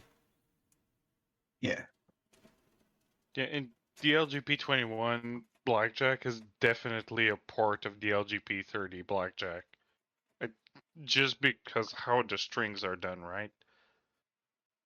I mean, it would make sense. The two machines are super close to each other. Except for the input-output, which are slightly different. Yeah. Yeah, the string encoding in Blackjack was wonky. Yeah, because I think it's geared for the LGP-30. I mean, that was the consensus, I think. So, Bill, is that Blackjack? You were saying that Blackjack PTP is going to blast a lot of the tracks that we currently have stuff loaded up on? Yeah. All right, so we won't try that one tonight. I've also got that logistic equation one. Might be interesting to see if it works.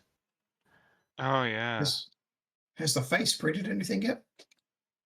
Yeah, it's on its like 3rd or 4th iteration right now. Okay, I just can't hear it pounding. Oh, that must. It's on. So it's done 3 generations. It's printing its 4th generation right now. Oh, okay, there it is.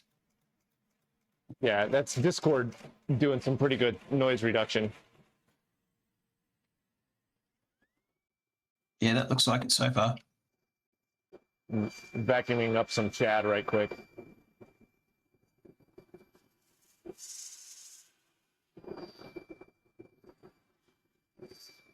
Because I know that I'm going to sneeze and Chad is going to go friggin' everywhere.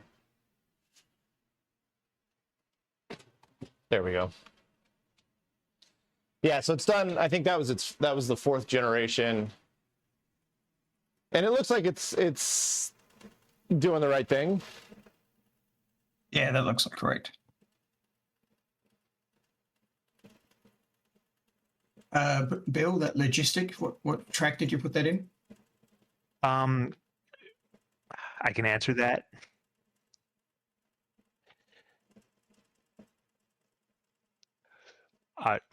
23 and 24, but it also uses 63 as a temporary.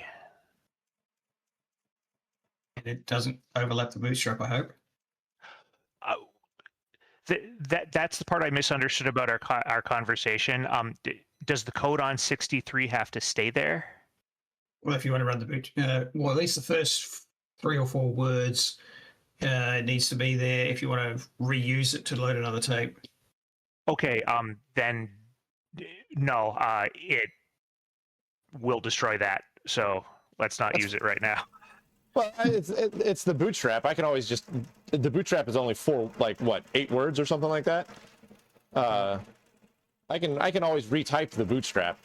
That one doesn't frighten me as much. Yeah, give me a second here. I can give you a new one. I think. Okay. Yeah, I mean, if you can do one that uses the last half of 63.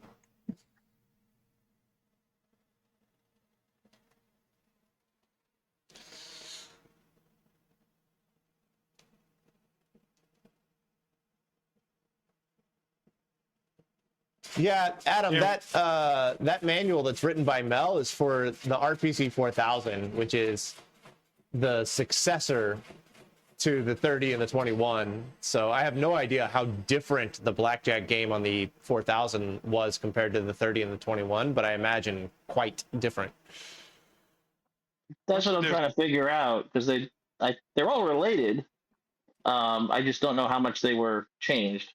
Do we know if he worked on the 21, or was he gone by then?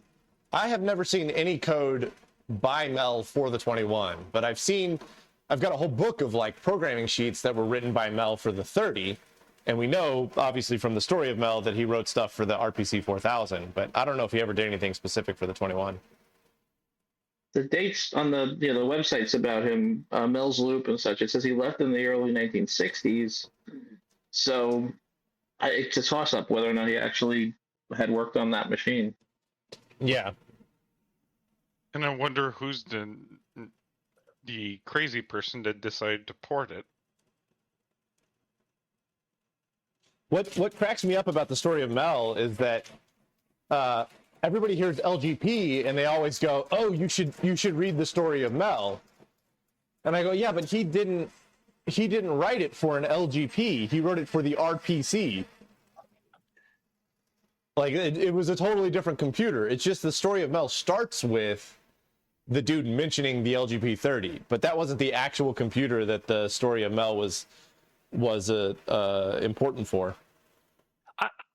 I thought, though, part of the story is that the new computer he used had some index register that he didn't want to use because he preferred the self-modifying addressing of the LGP.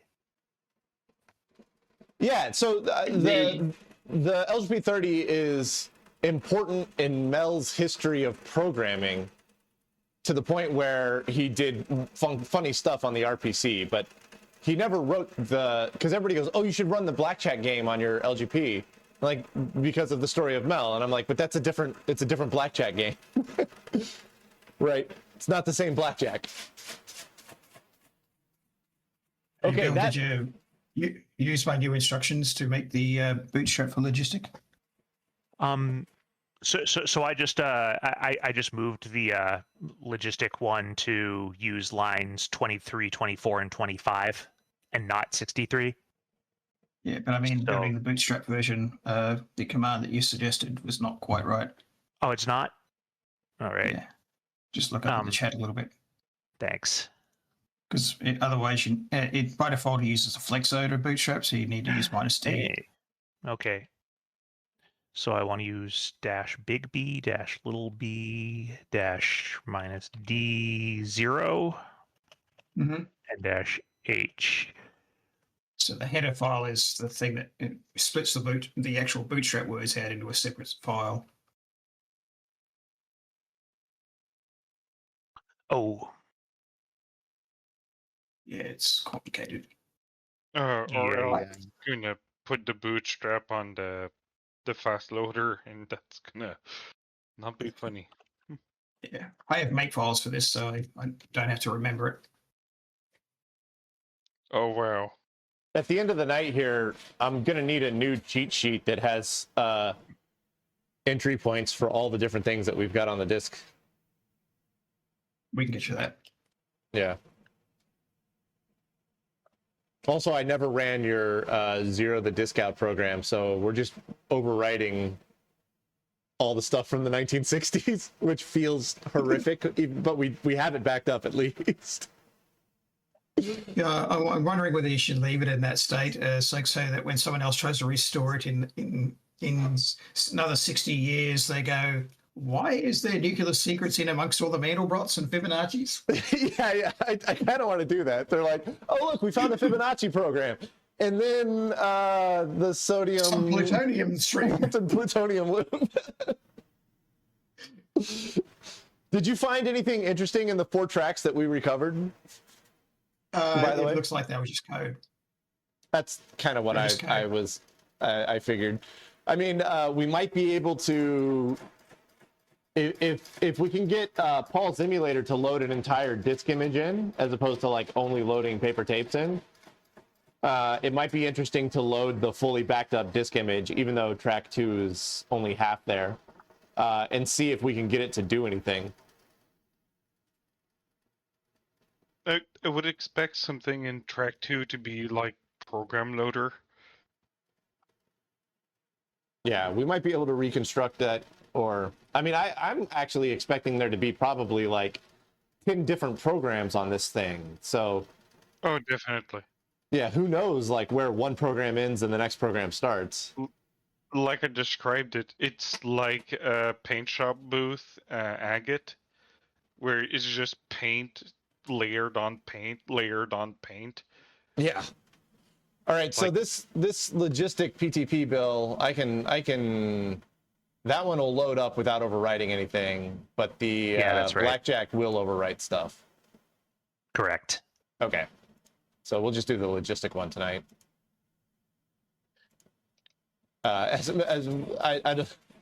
So my thinking is that the paper tape reader could implode at any point in time. So the programs that are successfully on the disk, I don't want to overwrite them. So that way, worst case scenario, at the event, we're still okay. Yep. Looking at the RCP 4000, looks too much like the 30. Yeah, except it's all transistorized. I'm just expecting like there to be a huge drum on the right side still.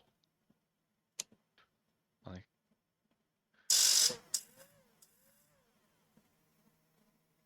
all right, so this Score memory is or drum memory on the RPC. It was drum. I think I I'm caught pretty an sure. interesting video of some. I think it was an LGP-21, but the European version that was built under license, and it looks different. Yeah, I came across that same video too. That's the only other known functional LGP-21 out there, but like, it looks really boring and ugly.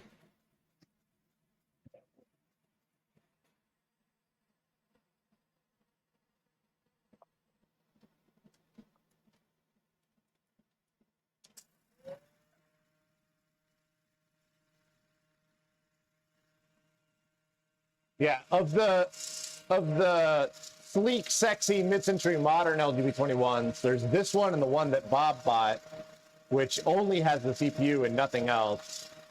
And then there's the German LGP-21 that we know of. But other than that, I don't know of any LGP-21s that survived.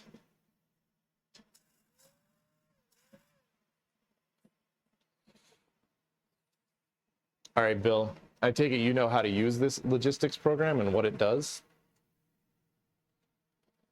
oh, just realized we'll have to test that input button.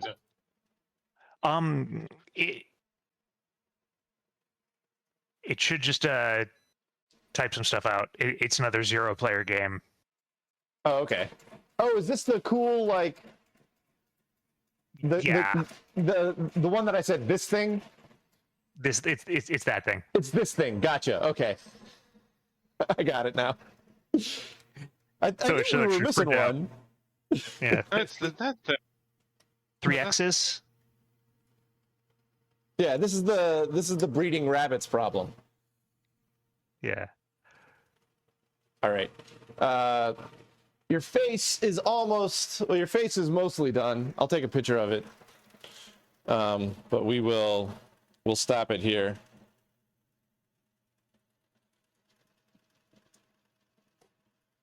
There's manual input. Here's the face. It looked like it was doing exactly what it was supposed to do.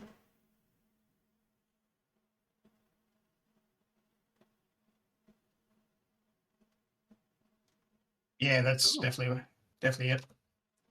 Yeah, that looks right. And then Yeah, it's about halfway through the 25 lines it was going to print, but yeah, that looks pretty good so far.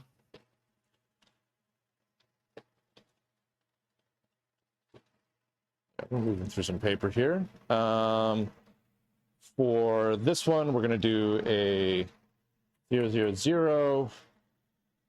U3S00.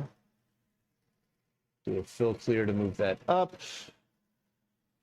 I'll clear out the accumulator just for good measure. Go to 1-op, execute. Oh, all right. How come that didn't work? Let's try that again.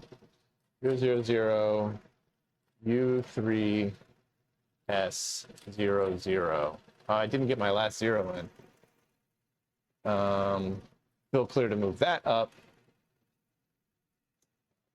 Clear out the accumulator.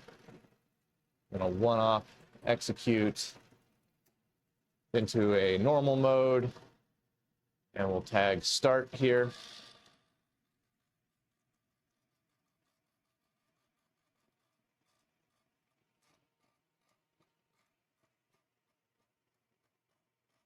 There's some very weird read-in things where like sometimes it'll read in like 4 or 5 I don't know, words, nibbles, whatever you want to call those at a time, and then sometimes it only reads in 1 and like stutter steps.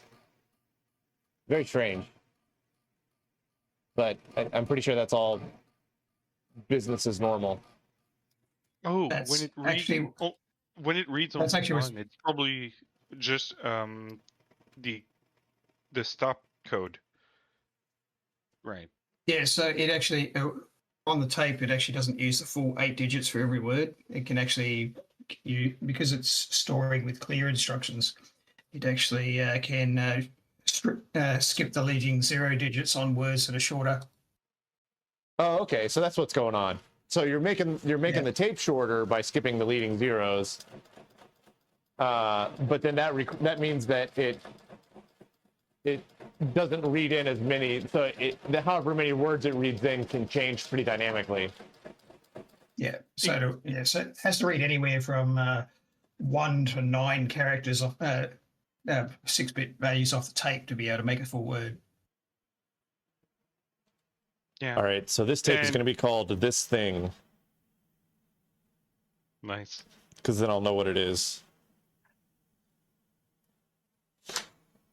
Yeah, like the shortest you can read is just conditional stop. And that's just all zeros or unused.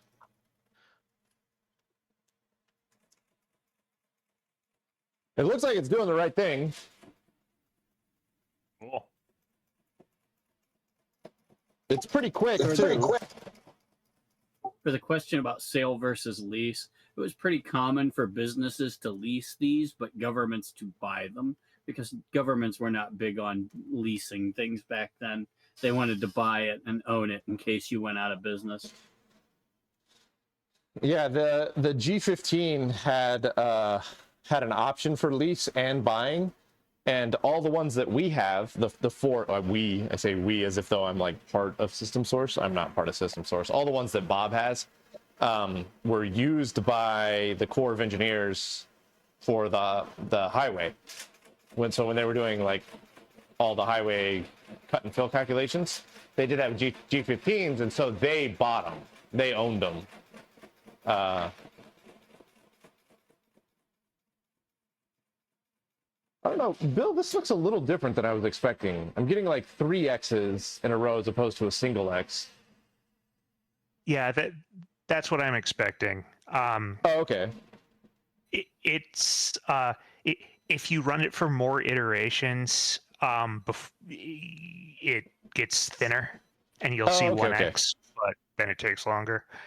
So I kind of felt like this looked a little more organic anyway.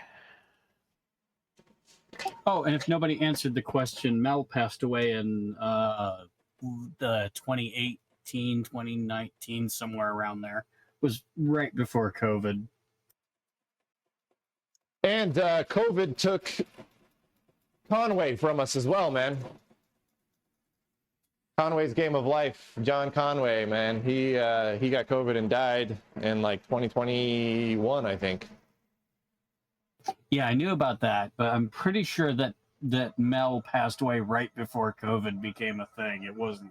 That wasn't what got him. He had I want to say he had, like, they were going to do an operation or something like that, and it didn't work out, or something.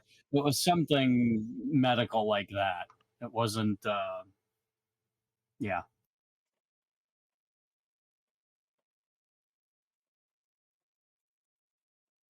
Because there was somebody who got in contact with him right before he passed away, and they kind of scared him. And so, it is what it is. But yeah.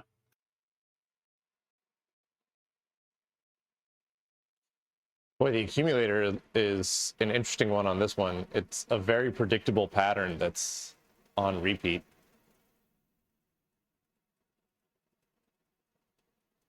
Oh, now it's doing different stuff.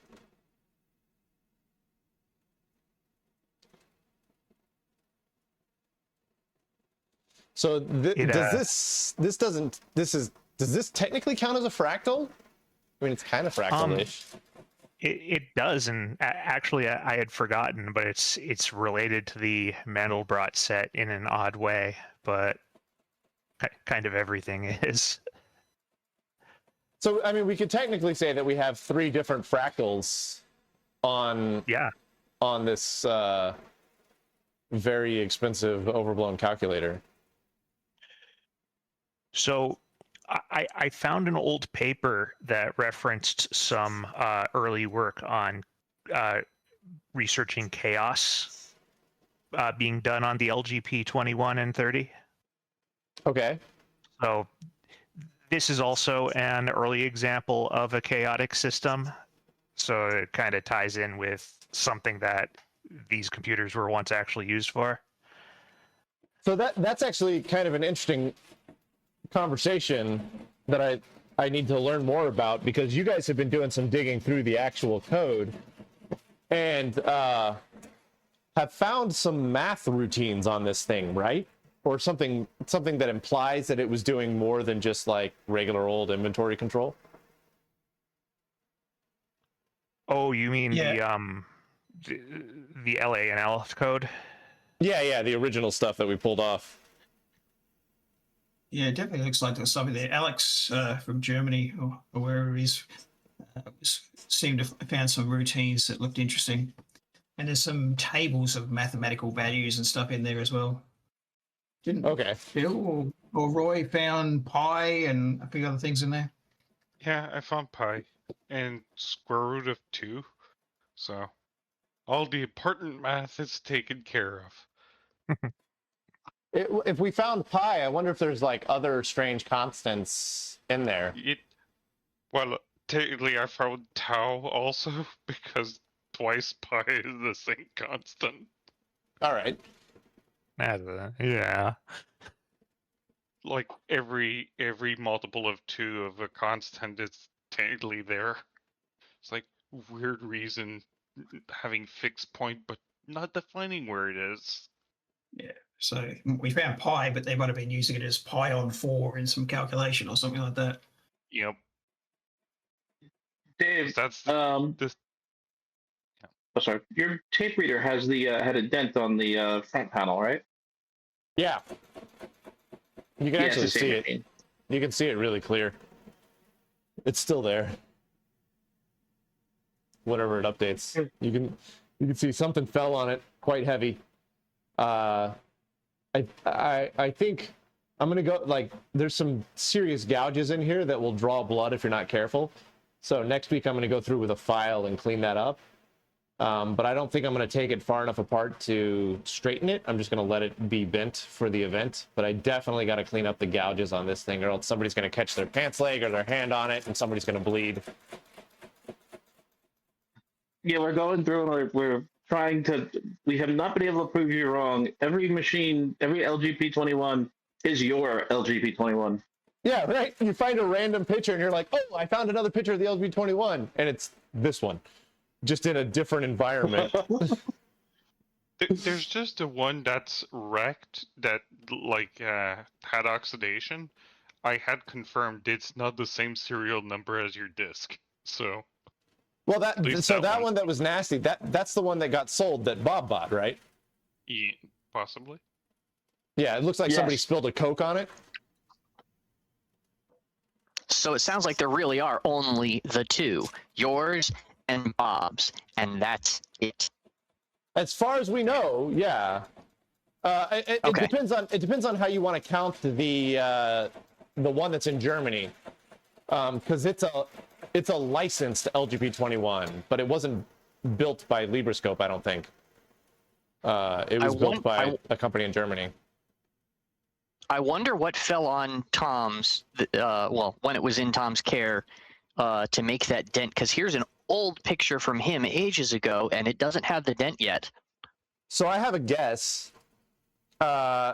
If you look through his pictures, at one point in time, he had it in a place in his house where he didn't have room for the table.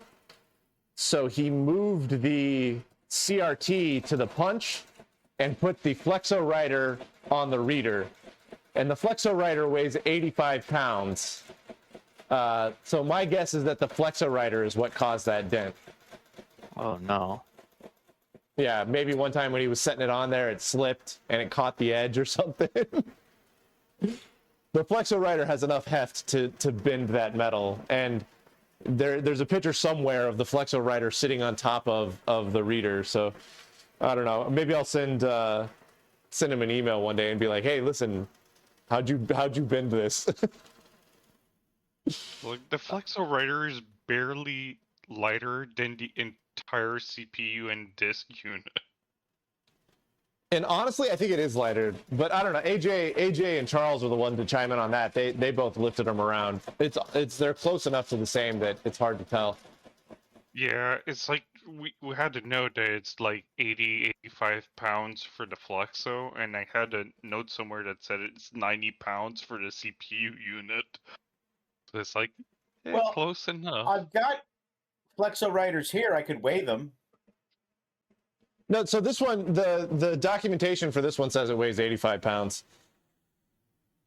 Well, there you go. I don't need to weigh them. Yeah, but is that heavier than the CPU or not? It's the question. That includes the disk and all the motors. Yeah, the power supply, The everything. CPU. Yep. So here's another fun Tom story. I've told this one before, but this picture that I just posted in Friday Night Twitch, and so for anybody that's not on Friday Night Twitch, I'll hold it in front of the camera here for a second. This is a little glass vial full of broken glass, and I dug all of this broken glass out of the CPU unit.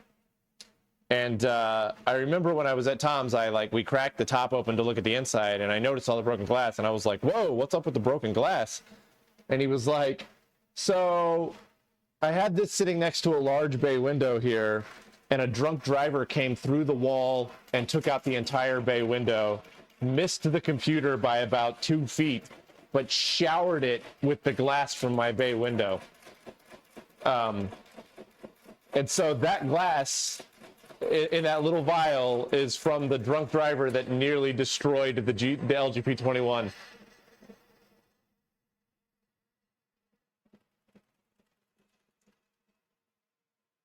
I kind of had to keep it.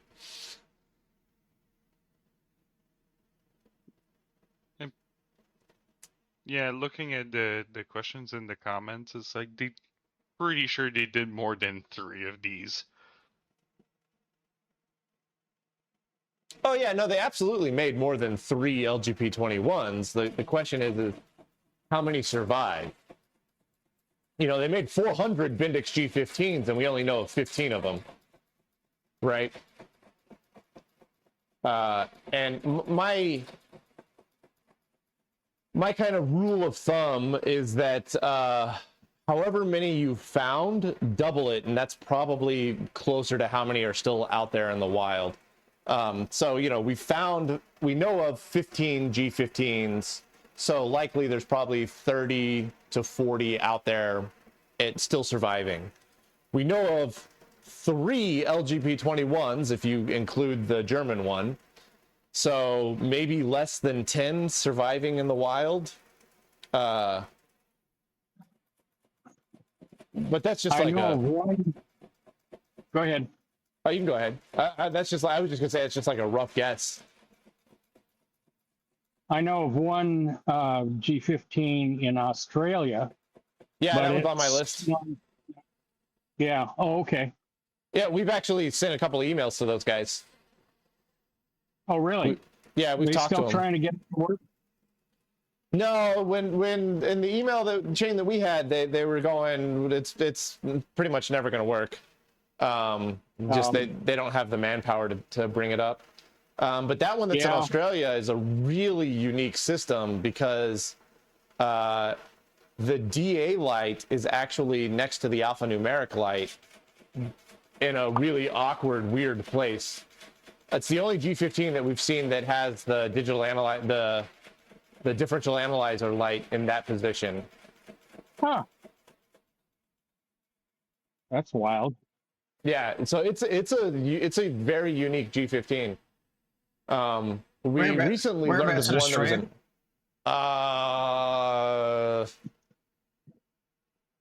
Offhand, I don't know. I can send you the when I get back to my desktop, I'll send you the file with all the information I've got on it. Yeah, it's probably in Sydney or Melbourne or somewhere like that. But if it was just down the road from me, I'd say I can go have a look at it. Yeah, it's whatever the really famous Australian vintage computer society thing there is called. I forgot what the name of it is. I'll send you the information when I get back to the desktop. Okay. Oh, I might have it on. I might have an email. Hang on a sec. I'm gonna double check my email right quick. It's been about a year since I looked at the website. I was in contact with them too because they were the first ones I had seen since I had my experience with the one back in 1965. The Australian Computer Museum Society is in New South Wales. Ah. Yeah, that's it. In Western Australia. So the Australian Computer Museum Society of Western Australia. Oh, okay. Well, that's definitely not down the road. I mean, Australia is a bit like the US in a sense where nothing is just down the road. Everything is very far away. That's very cross country. Yes, and I have an electric car now, so I'll have to stop off at every farmhouse along the way to ask for some power. Oh, great. I have a cup of power, please. Yes, pretty much. There is actually a lot of charger infrastructure along the East Coast, but as soon as you go inland, it's bring your own power cord. There's a charger in Australia that is just a big diesel generator out in the middle of nowhere. Oh, jeez. So that one that was in that the Computer Museum Society, they sent us a little bit of information about it. It's serial number 118, It was originally a numeric machine that got upgraded to an alphanumeric machine. It was acquired secondhand by the Main Roads Department of Western Australia, where it was used in freeway development by Dr. Ken Michael. So, okay, this is a terrible way to write this sentence. It was originally bought by the Main Roads Department of Western Australia to be used in freeway development, and then it was bought secondhand by Dr. Ken Michael, who later became the governor of Western Australia. And then it was seen with John Newman in 1996, and then went to the ACM SWA collection before 2000. Wow. So it started out doing the same things as the system source G15 that's currently operational. Yeah. I mean, freeway development was their bread and butter. Like that was Bendix's killer app, so to speak. Was their cut and fill application, their cut and fill and all of that, all of the civil engineering related software. That was what they were very good at, and it seems like most of them were used in that sense. This thing is just chugging along, Bill. It's starting to look really cool, man. Eight. Like the wishbone from hell.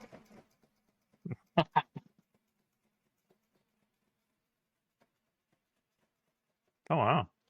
How long does it go for? Ever, or does it have an endpoint? It's got an endpoint. It sort of stops being interesting. I'm not sure why.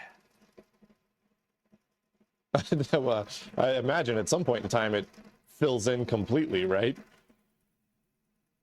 Where, you know, it's bifurcated so many times that we don't have the resolution to show all the splits.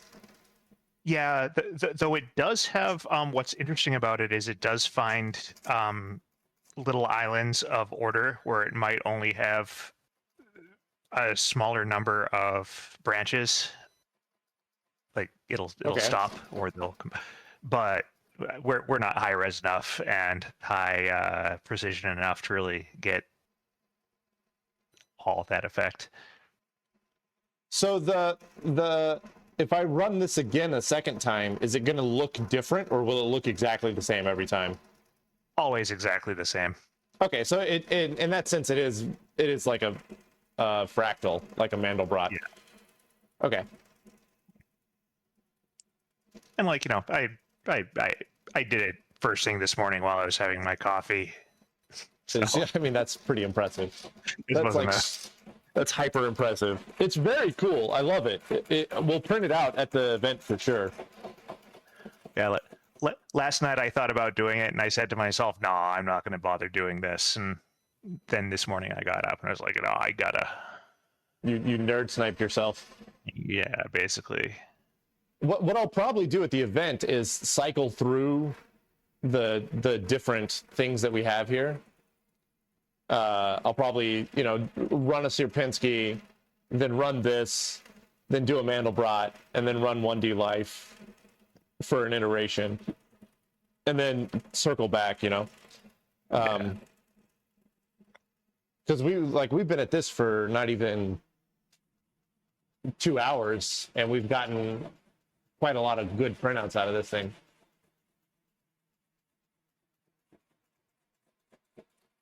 We're about to go off the bottom of the page, though.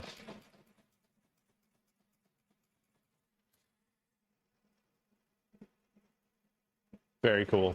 All right, so do we have any other programs to load in? That's all we got, I think, right? We've got this thing. I said you halal at one point, so we haven't done that yet. Oh yeah, I don't have. Can you send that again? I don't have that one in my printout here. Yeah, or my downloaded files here. Also, it's midnight. My printer's just reconnected.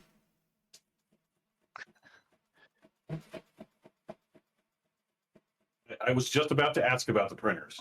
Yeah, it just hit midnight.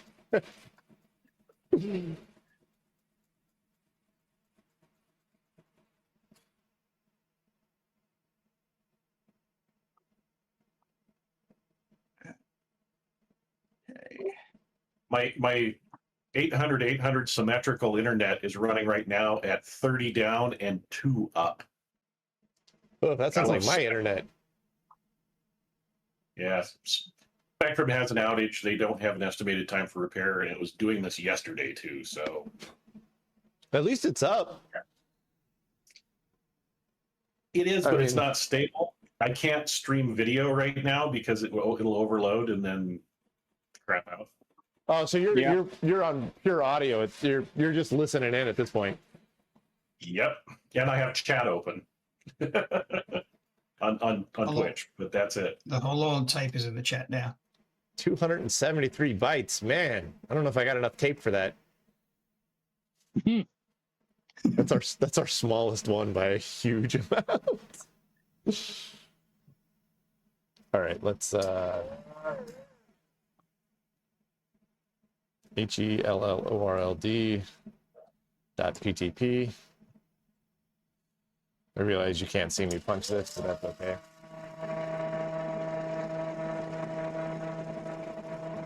So loud in this room. When that thing spins up, it sounds almost like one of the traps in Saw or something. Oh, you guys can hear the punch? Oh yeah. Briefly. Only behind you when you're talking. Oh. I didn't realize y'all could hear the punch. All right, So I've stopped your thing early, Bill. All good. But I'll take a picture of it for you. So at 273 bytes and 10 bytes per inch, that means it's less than a yard. Yeah, that's about right. It's not quite 3 feet. When the length of your program can be measured in inches and feet and yards, yeah. There you go, Bill. It looks beautiful, man. I love it. It's great. It's so wild and cool and like esoteric looking. It's right up there with 1D Life and the Sierpinski, man. Like, what a perfect demo program. You guys absolutely slayed it with all the stuff you've come up with for this thing. Like, I think VCF is going to be a hit. If I can keep the hardware running for 3 days, I think this thing is going to smash it at VCF. Oh. If I can keep the hardware running for 3 days, that's the big if.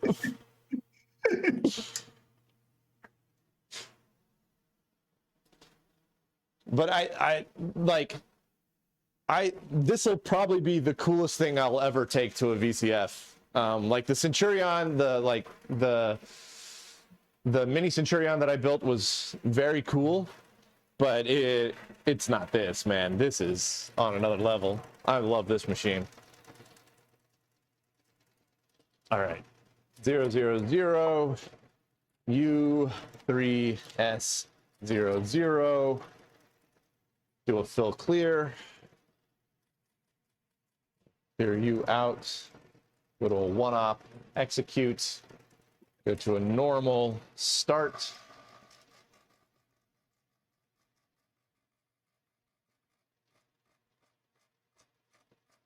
I mean, that's still a pretty long program just to print out Hello World, if we're being honest. Oh, it just goes. How many times does it print it out? It's just going to keep printing it till you stop it. All right. This is actually the first program Bill wrote for the machine. It's just print hello over and over and over. Over and over and over again. Oh man, I gotta stop it. It's getting violent.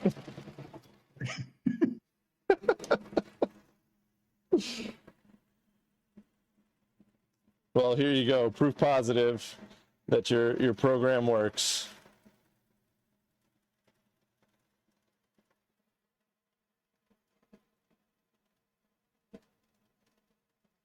And that now also is in memory with a specific jump point. Yeah, it's on track 10. So I'm going to make you a list of all the different tracks. Okay, because we got like 6 things on here now. Yeah.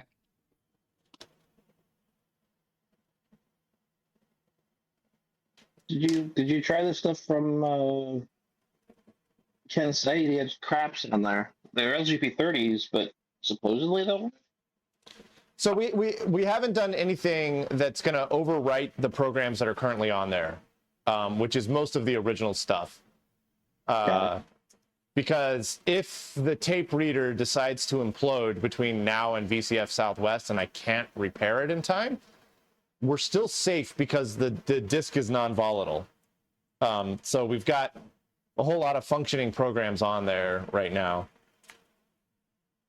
And I don't want to overwrite them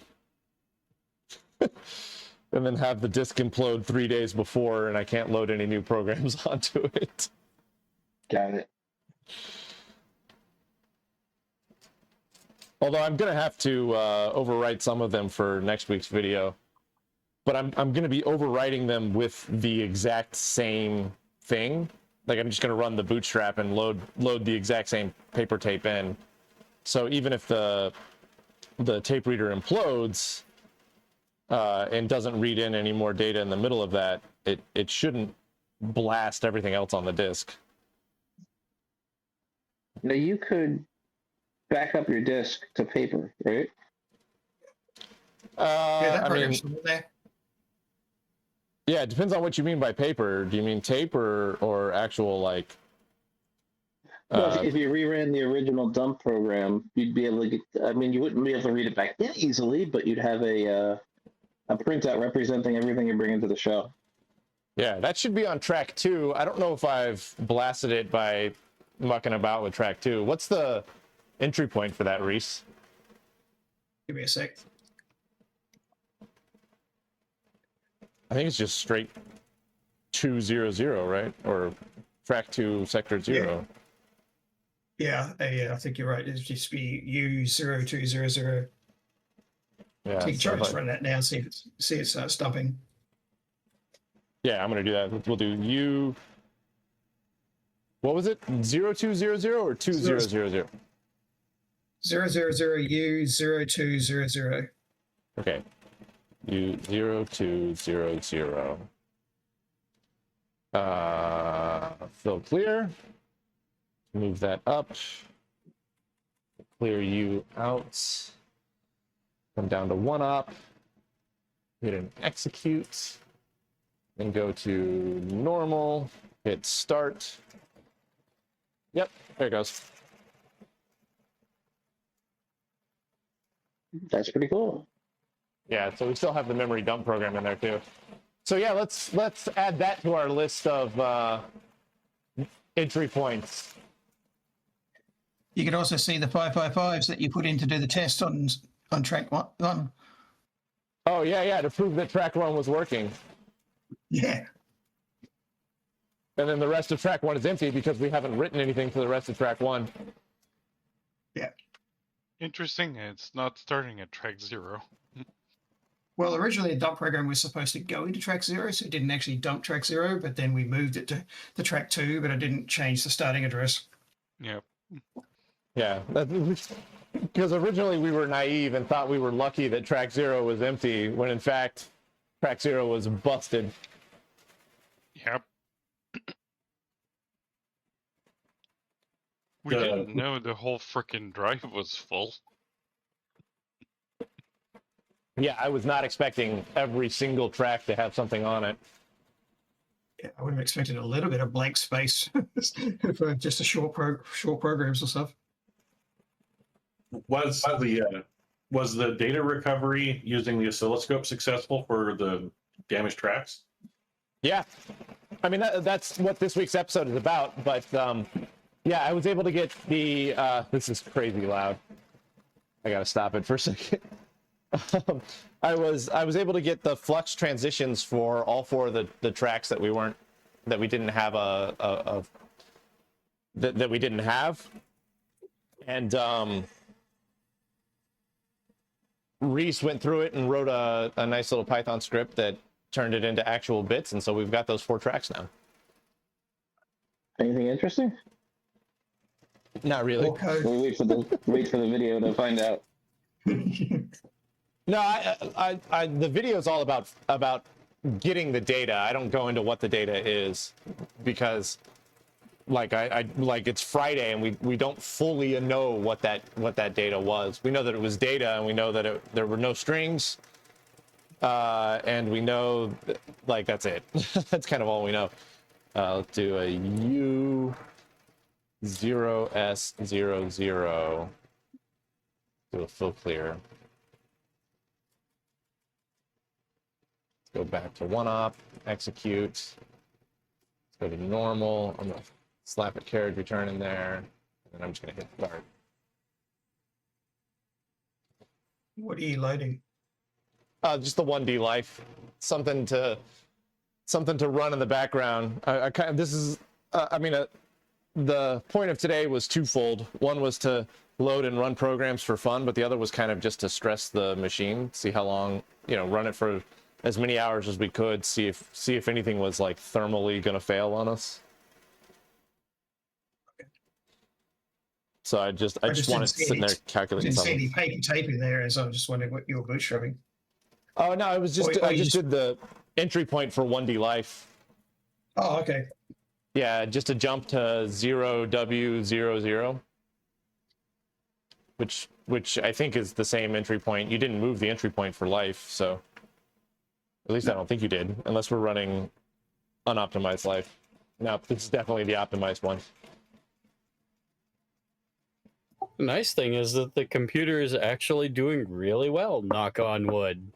Yeah, no, the computer's crushing Don't it. jinx it, man. Don't jinx it. No, we don't got to worry about jinxing it. This thing is a rock star. No, I didn't know if you. Part of the joke there was I actually knocked on my wooden desk. I expected it would be audible, but oh, I heard it. I've knocked on every piece of wood in this room so far. I knocked on my wood here too. Now, hey, this is a family-friendly stream. Now, the only thing that I haven't done yet is run it with the case on it. It might be a good idea to do that. You did defeat the thermal overload on it. Yeah, right. Like it's moving a ton of air. Like I can feel it moving a boatload of air out the front here. So the fan is fine, and the air isn't even hot. The air's cool coming out the side here. But I have no idea what's going to happen with the top on. Yeah, that might have been the problem initially. The important thing that you need to remember is to undefeat the thermal device before you put the top back on it. Now something's wrong with the thermal device, because the thermal device was kicking the breaker off, saying that the machine was overheating within 20 seconds. Not even 20 seconds, within 7 seconds or 8 seconds. Yeah. So like the thermal device is wrong at the moment. So if I undefeat it, we won't even be able to turn it on. It fails before the time delay relay kicks off. Yeah, and it failed even when the case was open, which that mercury switch is supposed to allow. No, I had the top closed, which the mercury switch would be making connection at that point, allowing it to be in circuit. Well, I think we had measured that mercury switch and it wasn't working well either. Yeah, the mercury switch had a bit more resistance to it than it should have, which is weird. Mercury switches shouldn't have that problem.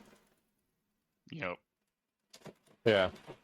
All right. I tell you what, after this iteration, after it gets done typing, we'll spin it down. I'll put the top on.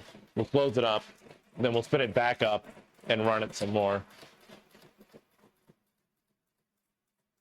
You have some kind of thermistor or something you put in there and see if the temperature stabilizes or rises?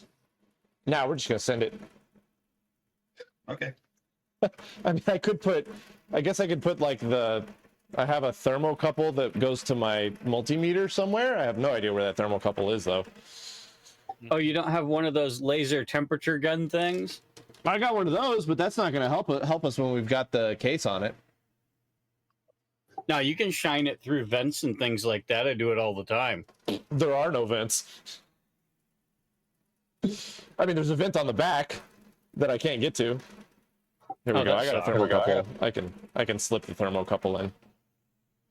All right. Let's. I love my you're in. temperature gun. Every time in the office when the weather changes and they complain that the air conditioner or the heater or whatever isn't working, instead of running around with a ladder, I just get my temperature gun out and blip. See, it's working. That My thing cat is slept great. my I love it. temperature gun. I also just posted the list of program entry points. I think I found all the. I think I removed all the programs. Okay. Thank you. That's excellent. Yeah, you just take the temperature gun, you point it at your colleagues, like, no, you're running a fever. There we go. Surprisingly, I had the thermocouple for my thing here. I've never actually used this.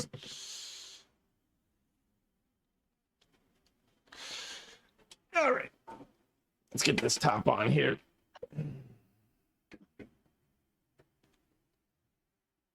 Because when I'm at the event, I'm obviously going to be running it with the case fully closed. I don't want people touching my Bill, touching what track was disc. the logistic in again? I forgot that one.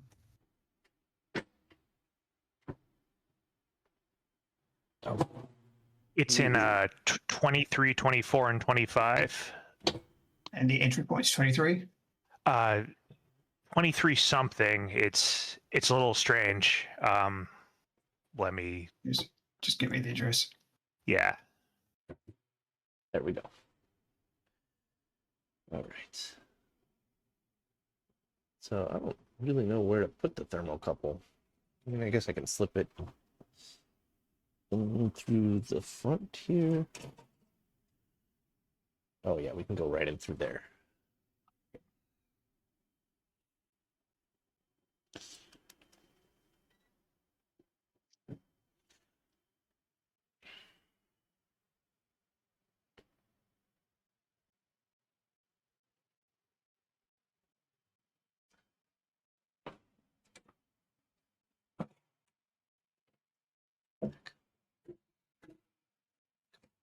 There you go. Don't pinch my stuff, man.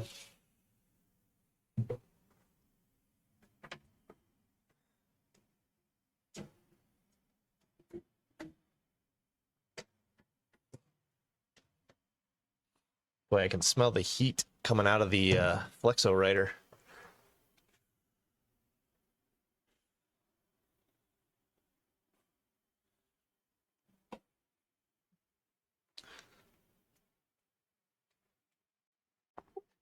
Hey, Dave, I'm going to head out. All right, man. Take it easy. Thanks for joining. Sure enough. Take care, man.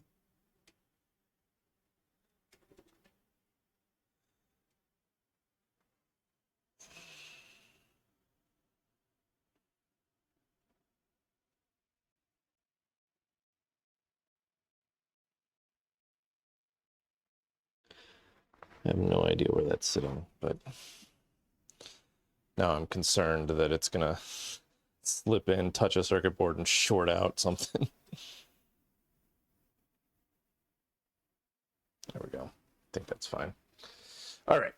So that one's on. Let's do power on for that.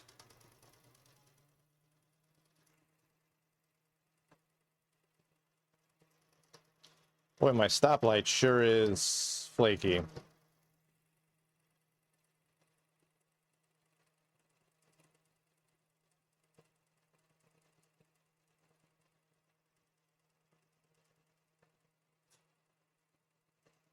All right. All right, what was the 1D life entry was 000 U 0S00. Feel clear to get that in. Clear you out. Do a one-op execute. Bring it to normal mode. Tag a start. There we go.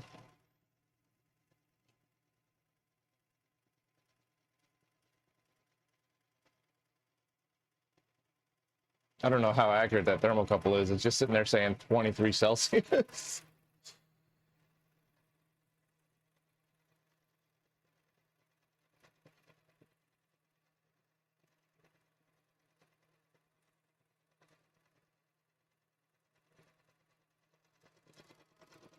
Boy, I can feel a ton of air coming out of this thing around my start panel here.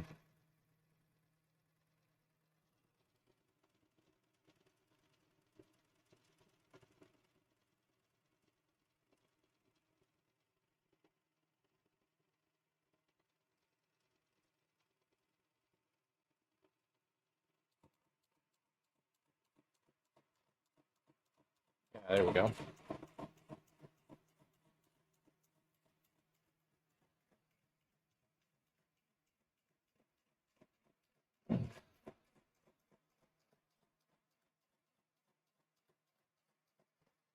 So there we go. Running a little bit of 1D life.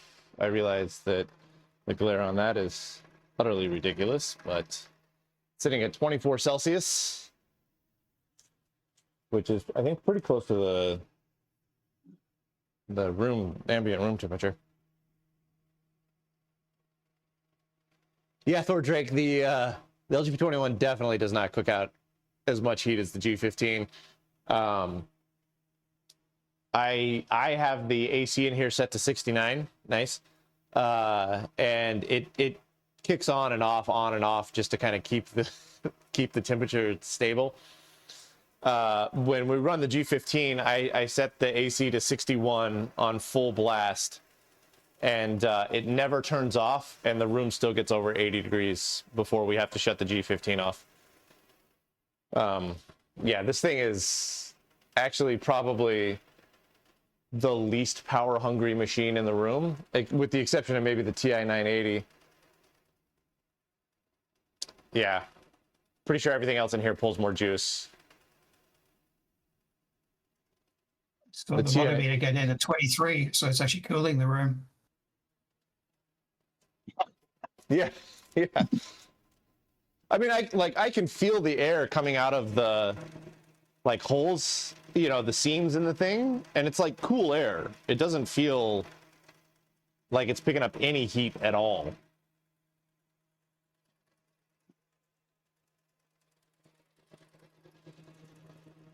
Oh yeah, I can feel it coming out of the back too. That might be a more accurate place to put my thermocouple, actually. Yeah.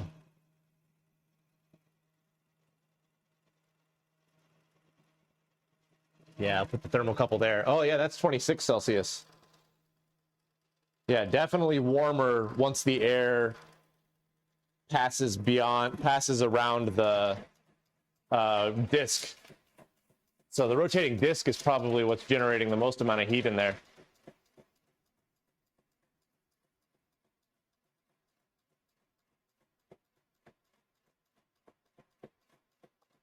I thought the fan blew across the circuit boards, the one in the back. It does. Yeah, so the fan blows across the circuit boards, but there's no way for the air to come out the front of the machine in front of the circuit boards. So it goes past the circuit boards and then just fills the machine with air that becomes positive pressure, and the only vent out is on the back over here. So the video is going to be 20 seconds delayed, but air comes in on this side, pushes across the front, fills this cavity, and then pushes out the back. So it's cooling down the motor cavity as well. Yeah. But the fact that we've been, running it for hours with the case off of it says that the motor cavity is not going to overheat, because it's been getting zero cooling air for the last 2 hours that we've been running this thing.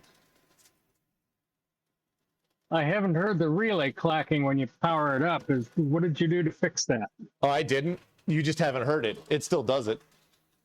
Oh. It does it pretty dramatically loud. I'm just letting it sing its song until it gets done, until it dies, and then we'll fix it when it's dead. Which is a fatalistic way of treating it, but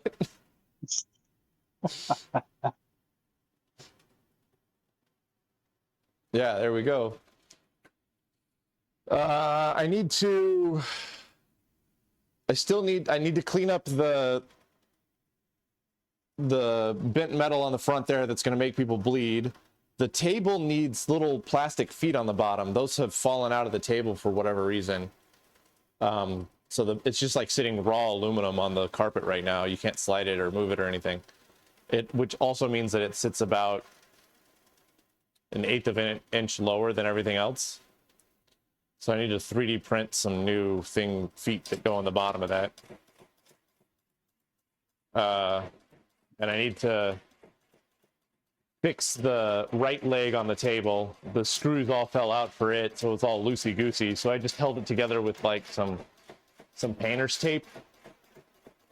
So I need to fix the screws, clean the painter's tape off, so that way the table doesn't look quite as ghetto. And then I think this thing is pretty much ready for the event. We've got programs that successfully work on it. Except for the original Sierpinski. Sorry, I got called away. How'd it go? Oh, it's 27 Celsius coming out of it. Which I like is not even that warm. Like 27 Celsius is like the perfect temperature for this thing to sit here and run at all day. Probably just the temperature there. It's right about 80. So the temperature of the room is about 24, 25 Celsius. So we're picking up about 2 to 3 degrees as it, we're picking up about 2 to 3 degrees. And I think the bulk of that is from the electric motor that's running the disc. But yeah, That's actually going to say the electric motor that's running the fan. I mean, that's probably generating some heat as well. But 2 to 3 degrees Celsius, like if your computer's running at, like modern computers don't run at 27 Celsius. Like nothing in this room runs at 27 Celsius.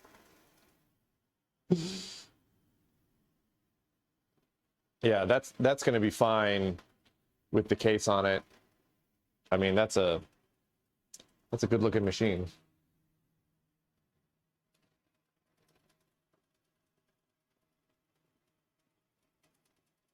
What's the plan for next week's video? Next week's video or next week's live stream? No, I mean like because you did the LGP-21 this week, got Fibonacci on it. What's the next in the series? So actually, if Bill, are you still here? You awake? For the moment, I got a bill shortly, but. Well, good. So you and Reese are here. So I had an idea. I had a shower thought earlier today. That's right. I was thinking about you and Reese in the shower. So, do whatever you want with that information. I was thinking about next week's video because it's also going to be on the LGP-21. I want to load and run a couple of programs to show, kind of showcase the machine for people that can't go to the event, right? And Reese, you wrote the 1D Life game. Yes. And Bill, you wrote Mandelbrot or this thing. Mm-hmm. So I was thinking if y'all are available at some point, and you can also just say no. It might be fun to be like, so one of the programs we're going to run at the event is going to be this thing, or whatever the name of it is, this logistics program. So let's chat with Bill, and then I get you on the horn, and you walk me through what it took to write that program for the LGP-21. And then say another one that we're going to run is 1D Life, and we get Reese on the phone, and Reese walks me through what it took to write the program for 1D Life. just like a short 5 minutes in the video talking about each program that we run. Yeah. So if you guys are down for that, we'll figure that out, and then I'll set it up kind of like how we did for the Doom video. Okay. That'd be cool. And I think probably I'll just go through about three different programs maybe. So like I think 1D Life is a good one to show. The Sierpinski, I'll probably start with the Sierpinski triangle. It's simple enough that I'll just explain what a fractal, like it'll be the introduction to what's a fractal and a rapid program that can run. And then I'll go, let's talk about two things that are much more complex. One is going to be 1D Game of Life, and the other is going to be whichever one you think would be more interesting to talk about, Bill. The logistics one or Mandelbrot.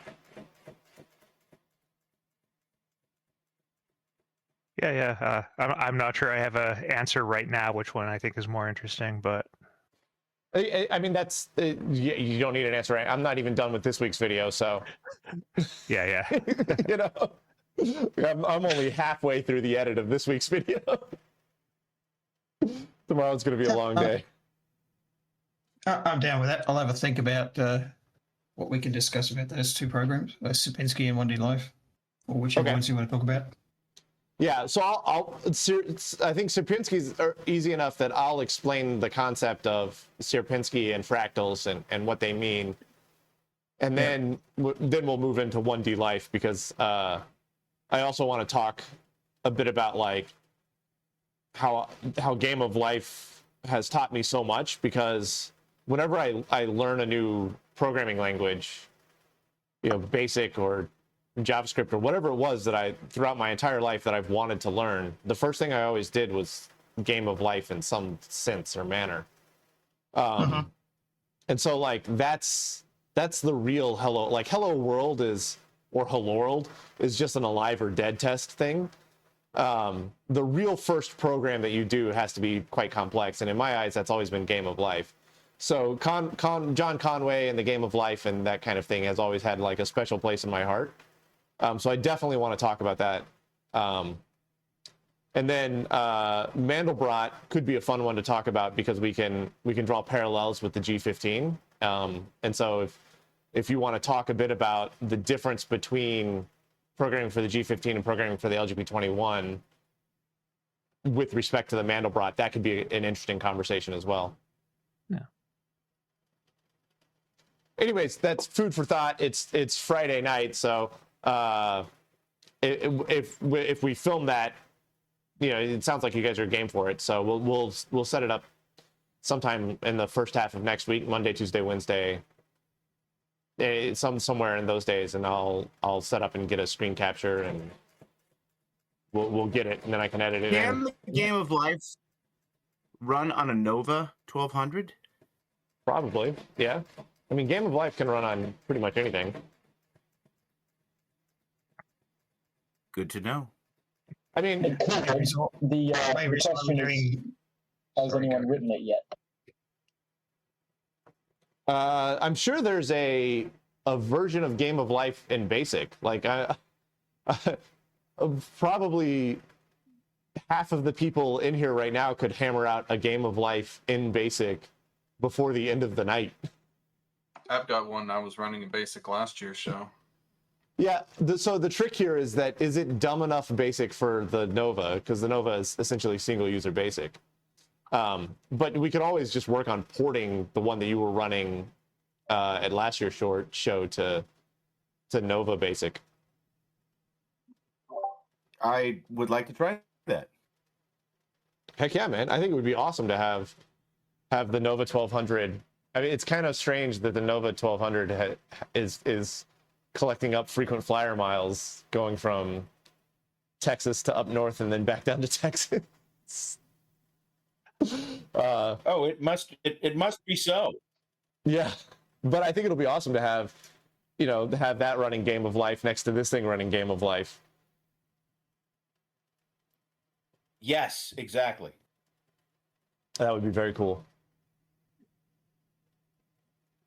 I'm excited for the show, man. I'm now that this thing is, I think, stable enough. Knock on wood. Knock on every piece of wood around you. I'm becoming increasingly less worried about the machine. We'll see how it survives the rodeo ride between here and Dallas.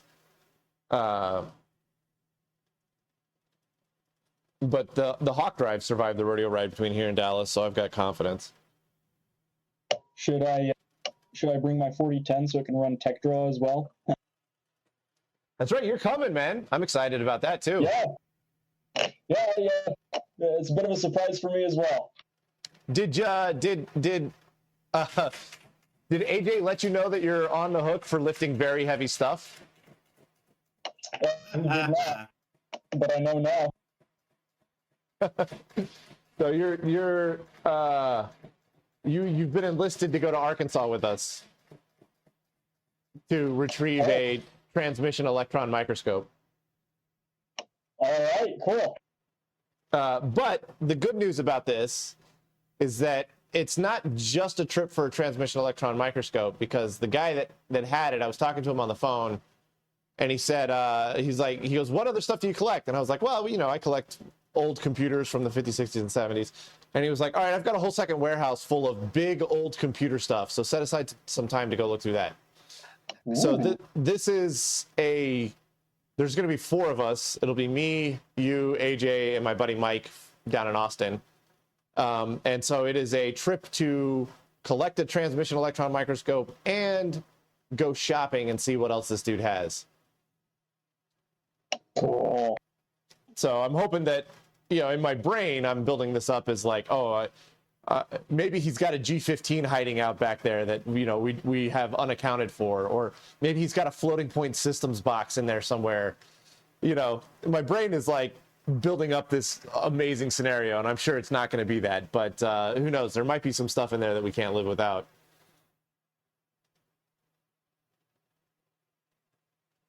Yeah, this thing's dead stable at 27 Celsius. That's good.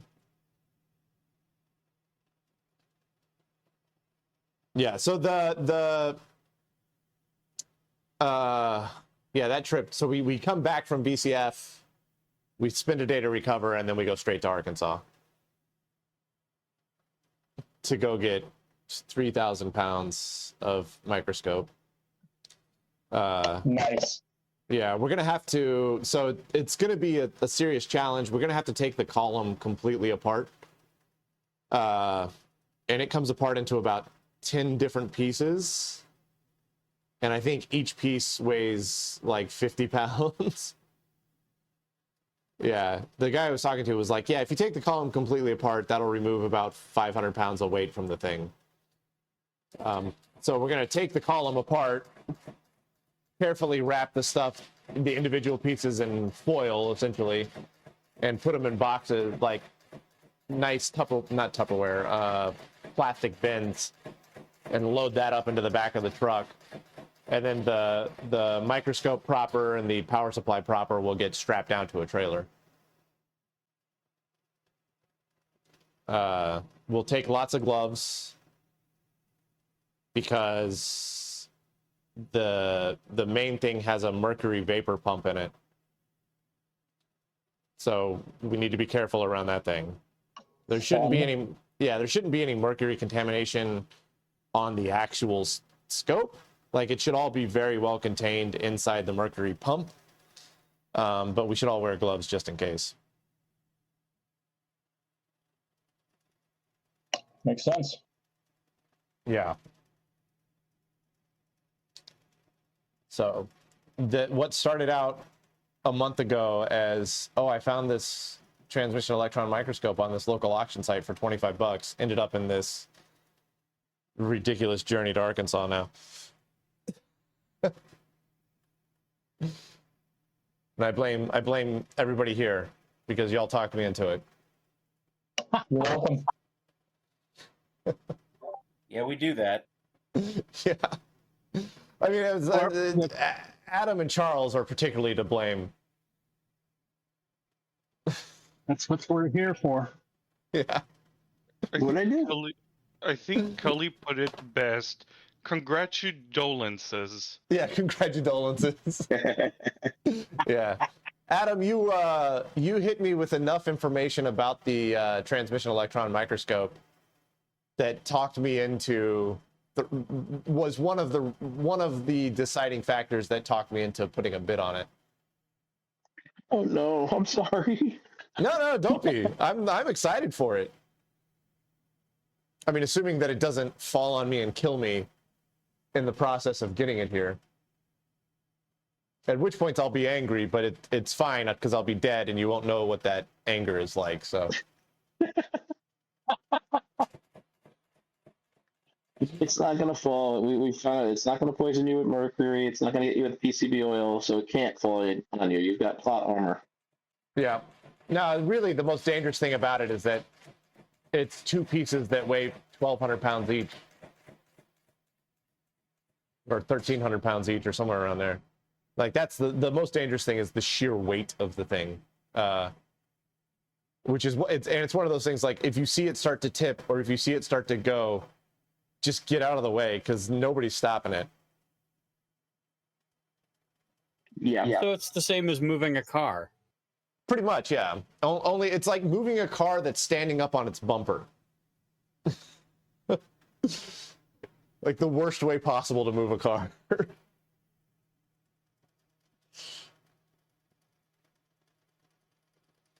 We're up to 8 or so iterations of the game of life here.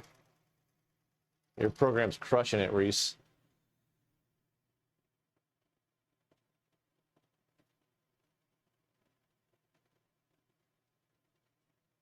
Yeah, Bowser, I know you tried to talk me out of it, and I ignored you because deep down in my heart of hearts, I really wanted it. Yeah, I couldn't help it. It was just like, I mean, you know, tell me I'm wrong, right? Like, look, as soon as the camera updates here, G15 on the left, transmission electron microscope on the right, both built within 10 years of each other. Like, that's gonna look so friggin' cool. Now, I can hear Pentium in the background already going, where's the NCR gonna go? I was meant to ask that too. So that was my question. Since I did bring it to you, I would like to know. So that's a good question, and I don't particularly know how to answer this question correctly yet. But you are a little bit aware of where we're headed with this, AJ. So I'm just going to stand out here, and you guys are going to look at me standing in the middle of the room. There's a whole second building that's the building that you stay in when you're here, AJ. That's off to the side of the garage. Oh yes. That has traditionally been a sewing room for my mother, but she has decided that she no longer wants to use that building, and she's moving all of her stuff out of that building over to the house, which is 150 feet away or so. So that building is going to kind of become vacant, but it has to stay as a guest room because we have guests moving through all the time. So I can't turn it into like a permanent studio because I can't lose a place to film if somebody's visiting.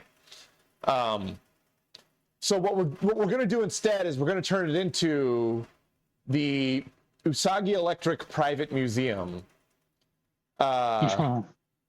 So going into that room, it's a 30 by 20 room, but there's a bathroom and a shower in it, so you lose a little bit of space over there. And you have to have enough space set aside for the sink, the fridge, and the bed. So you kind of lose about a third of that space. But the remaining is like 450 square feet or so of like what's going to be pretty much open space. And so we're going to move the Magnavox Concert Grand, the gigantic console stereo that's currently in the house. That's coming out to go in here. The general TV that we have is going in there. The like Japanese all vacuum tube era TV is going in there. The 1967 Mitsubishi 360 K car from Japan is gonna go in there. We've got some old looms and some old sewing machines that we're gonna set up in there, and I think I'm gonna once we're finished with all of the heavy work on the LGP-21, we're gonna move it into there as well. And so it's kind of like a living museum where things can be plugged in and used. Like you can listen to the concert grand, you can sit down and use the LGP-21. And if nobody's visiting, I can also film in there. So the LGP-21 will be leaving this room, but it will be going on display in a dedicated display area for it, where there's power and it can still be used and I can still film with it. So that opens up this entire wall now. Which means that we gain some floor space in the room, and a reorganization in here can probably yield enough space for the NCR to stay in the room with the electron microscope in the room as well. So the goal is for the NCR and the microscope to stay in the room, but the LGP will leave the room, but because it's going to transition from active project to completed project, because we're going to hit a point where there's like not much else that we can do other than write new software for it. And if we write new software for it, I can just jump next door and film with it. That's not a big deal at all. But I don't know how best to arrange the room to fit the G15, the transmission electron microscope, and the NCR. The NCR is awkward because it is so deep. It fits quite well in that corner. If I can get it looking above my laptops here. It fits quite well in that corner because it's like 110 centimeters deep or something like that. But the transmission electron microscope is also 110 centimeters deep. So they both are kind of competing for the same best corner for them to fit in. Yeah, it's actually like 112. So if the electron microscope goes here and the power supply for it goes kind of roughly over there somewhere, this can go against that wall over there where the LGP is, but then, you know, this thing is in an awkward place because I can't have it stick out from the wall. It would stick too far into the center of the room, but I can't turn it sideways against the wall because the platen has to go back and forth quite a lot. So I think essentially what's going to have to happen is eventually the transmission electron microscope, I mean, this is all like, we're talking late in the year, pretty much. This is none of the microscope's just going to live in the garage for the time being. But yeah, I think essentially, eventually we're going to build proper casters for the microscope, get it in here, and prioritize it, the G15, and this corner with the OJ and the Bowman. Those are the big heavy hitters. Get them in place, see how they look, and then figure out where we can fit the remaining stuff around it. Because this wall is effectively going to become empty. So yeah, there's some logistics. There's some logistics to happen, but the crux is that the LGP-21 leaves the room, but it doesn't leave the Usagi environment. Like, this is, I'm holding on to this thing for as long as I can. I'm really in love with this machine. Cool. Well, it is going to solve the paradoxes. Why is there transistor under the UE1? Yeah.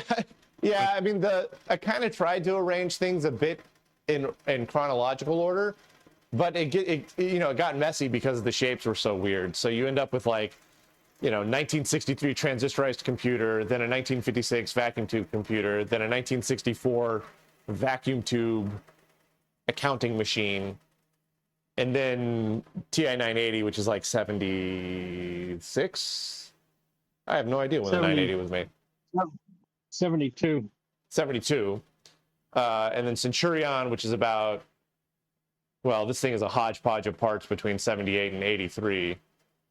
And then 1144, which is going to be early 80s. And then the OJ, I think, is late 70s, early 80s. And then you get into the 1173, which is mid to late 80s. So it's like kind of chronological order, but the LGP-21 is in an awkward place just simply because that was the only place that it would fit in the room. It's roughly in order. Yeah, it's close. Yeah, this thing's not going to overheat. It's just been at 26 to 27 Celsius the entire time. Yep. So yeah, I mean, I'm excited about the transmission electron microscope because it's all vacuum tube. Like, there's no control electronics, so there's no digital electronics or anything like that. But the entire power supply cabinet is all vacuum tube based. There's probably like 25 or 30 vacuum tubes in the thing.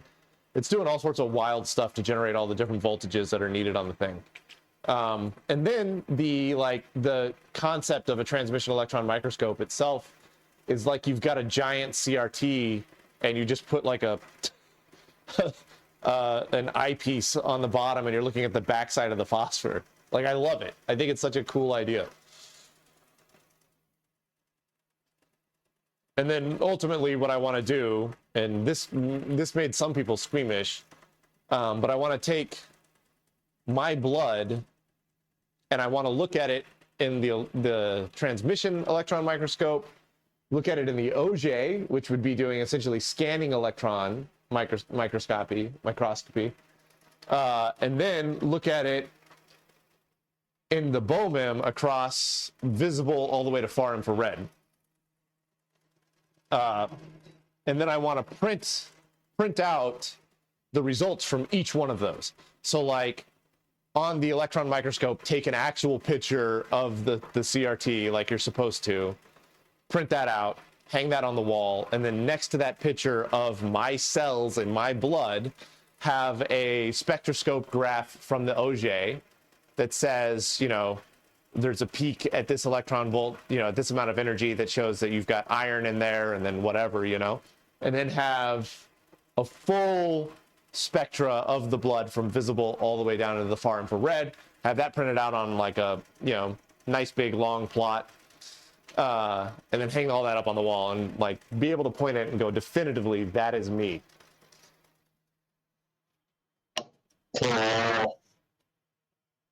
Yeah, that's going to take a while, but long-term goals. Yeah.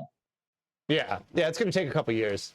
Rain 1, the stream is probably stuttering. I've been dropping frames at about a 16% rate this whole stream, and the stream quality hasn't been super great, but it hasn't crashed, so, you know, that's good.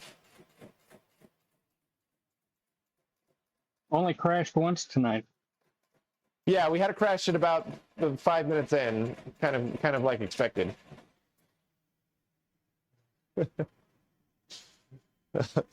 Pentium angrily shakes fist. I think that might have been at the beginning of the explanation. So you can rest easy, Pentium. The NCR is not leaving the room.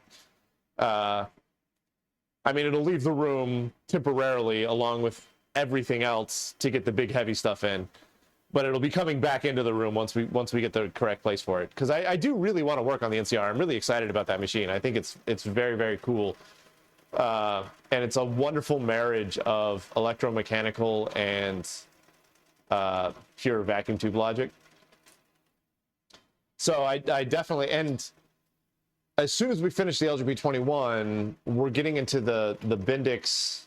And I think what I'll do is I'll flip-flop back and forth between the Bendix and the NCR, because there's going to be things on the Bendix in the effort to recoat the drum that are just going to take time.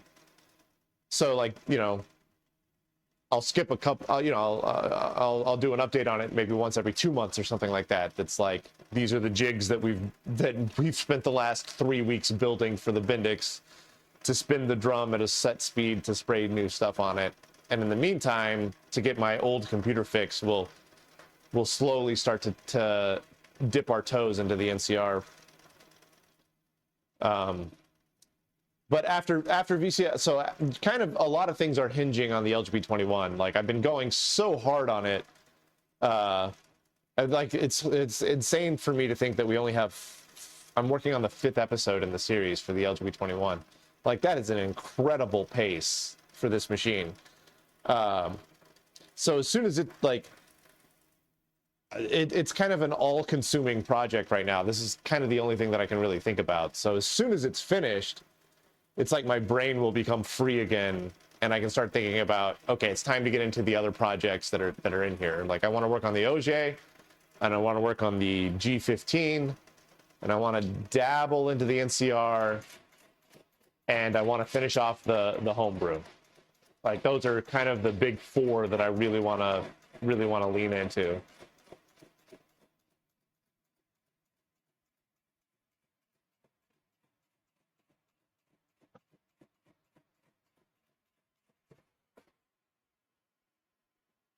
Yeah, you said this thing does what, 25 lines? 3, 2, 3, 4, 5, 6. Yes. I lost count. It 1, should- 2, 3, 4, 5, 6, 7, 8, 9, 10, 11, 12, 13, 14, 15. Oh, wow. Okay, we got 10 more lines to go. It is very slow. I think it prints an extra. It'll print an extra carriage return at the end. I think that tells you it's finished. Well, and I imagine that the scope will cool its jets once it's finished as well. Yeah. I mean, the scope is a great indication that the LGP-21 is working hard. Yeah, not like the stoplight. Yeah, that stoplight, man. It comes on sometimes. Like, I'm pretty sure the filament has broken at the post that's supposed to hold the filament, and it just bounces onto it and off of it. I don't know how to fix Well, those, there's though. those- They're like sealed one-piece There may- things. Maybe like the running light? No, not even. No, I don't even get a start light. The IO light flashes, so the IO light works, and the power light works. The stop light is intermittent, and the start light has never worked.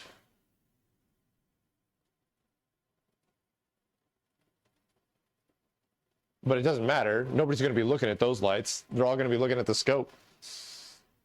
Oh yeah. That's where the real fun is. Yeah. The only project in the room that I haven't addressed. So there's the Centurion has one more solid episode in it where we troubleshoot the memory because it's got a bad RAM card that died. So there's going to be an episode on that. The EDS PC, I don't know. We might do that one on a stream. I might pull the EDS PC out and we'll figure out what's up with it because it just died as well. It boots up and I get the C prompt in DOS, so it makes it into DOS, but I can't type anything on the keyboard. I press a button and it just beeps like crazy. And then the crash on the Phoenix, I don't know when I'm going to be ready to do that. I'm kind of scared of the Phoenix. But we're going to have to deal with that at some point. And then the poor 1144, man. I don't know when to slip it in. I'm having a hard time amping myself up for the 1144. I mean, you're missing the main peripheral for it. Well, yeah, I mean, the whole thing is like, I really want an FPS system. And I mean, I think that the backplane that we've designed is a solid backplane. But I'm also like 99% certain that it will not work on the first go. And then we're stuck in this like insane troubleshooting nightmare of, is it my backplane, is it the card, or is it our lack of understanding of how the FPS 100 works, right? I mean, we have pretty good grips, but I couldn't explain all those signals. There's so many of them, like 9,900. It's like, yeah, it's an incredibly complex machine, and also part of me doesn't want to give up on the FPS 3000, even though I absolutely should. Like, we should totally give up on the FPS 3000 because I'm pretty sure that that's just that's an exercise in futility and insanity. And in the end, I'm not even sure it does much.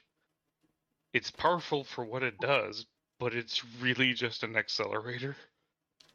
Yeah, and I mean, and this is kind of a good segue into like what do you do with this machine, right? So this is an interesting way to phrase it, but getting the 1173 going for the BOMIM kind of really put this concept of vector processing into context for me, I should say. Because the vector processor on the BOMIM is crazy powerful, right? Like we were thinking it was like 15 megaflops or something like that. Like it'll outrun the FPS 100, we're moderately certain, right? And I've got like 6 of those HPVPs now. But if we just had a PDP 1173 with the high performance vector processor, but we didn't have the BOMIM software that's intended to use that to do Fourier transforms with the BOMIM itself, it would be it's like such a weird kind of uneventful thing, right? So it's like, how do you quantify, or even just like, it's really hard to put into words, especially at 1 a.m. It's like getting excited about an 8087 math coprocessor for your IBM PC, right? You can plug it in, but it just doesn't do anything unless you've got a specific piece of software and a particular application in mind that's going to utilize that 8087, right? So this is like the HPVP is an 8087 on steroids. And thankfully, we have a full-blown spectrometer that does Fourier transforms on that thing like crazy. And so we are using that vector processor to its fullest extent. But the excitement is now no longer in the vector processor itself. The excitement is in the result that the vector processor supplies us with, which is the spectrum. Yeah. So if we're talking about the FPS 100 or the FPS 3000, either or, it doesn't particularly matter. But like, yes, I can get it hooked up to the PDP 1144, but then what? Like, where do we go from there? Right? Like, this is kind of a similar problem that Coley has. Yeah, Commodore's 8087. Oh boy, AutoCAD. Yeah. But I mean, that's something, right? Like, if I wanted to run AutoCAD, then the 8087 would be excellent because that's the goal of running AutoCAD. I feel like Coley's FPS 100 has it has this exact same problem in that FPS 100 in particular was meant to be used with a CAT scanner, a CT scanner. And without this, and without the CT scanner, it's just kind of sits there and is inert. And like, yeah, you could do a Fourier transform on it, but a Fourier transform of what? Of just some random data that we supplied it, right? So this this is a very hard conversation for me. The crazy part, the reason why I'm putting a line between a bit of the two is like I'm seeing more the FPS 3000 as being really like an accelerator. I'm not even sure it has much to do loops on itself, and the FPS 100 is a full-blown computer. It just doesn't have interrupts. It has branching, it has execution, it has IO, it has what is it missing to be a computer? It's just used to be a peripheral, but it is a computer.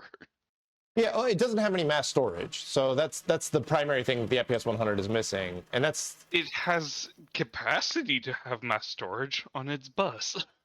Yeah, and so, I think essentially the FPS 164 was similar in concept to the FPS 100, but pushed out to be kind of a full-fledged machine because you could get like 3 gigs of storage, 3 gigs of hard drives on the 164. And they doubled the size of the float on it. Yeah, it was a much more beefy machine. But so the question now becomes like, if I do get the FPS 100 hooked up to the 1144 and they are working, now what? You know?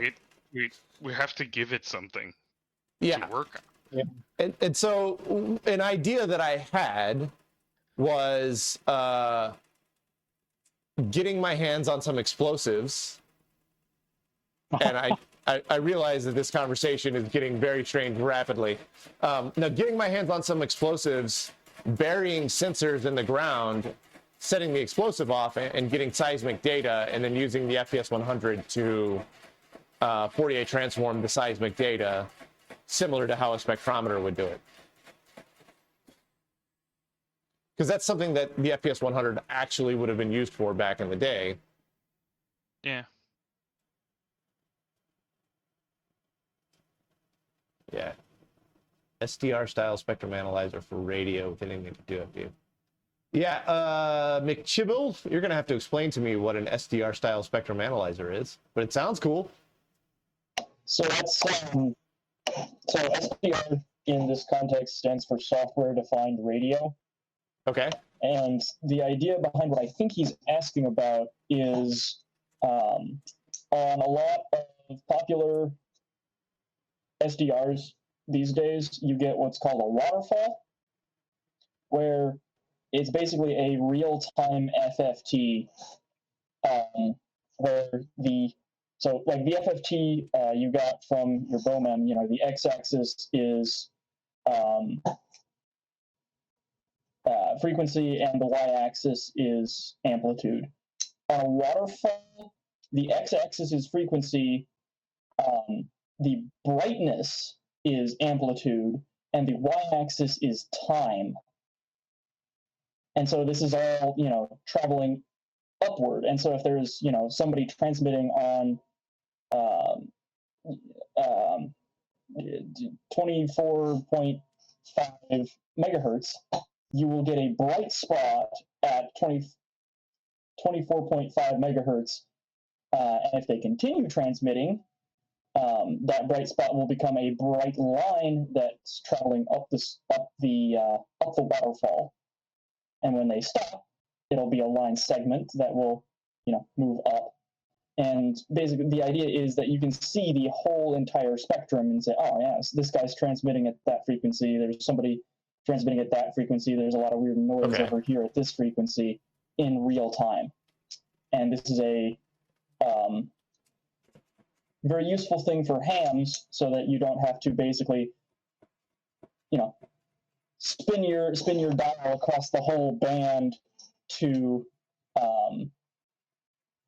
listening for, very low to the noise floor signals, and maybe miss one because the guy's not transmitting at that particular point in time. You can see the whole band at once.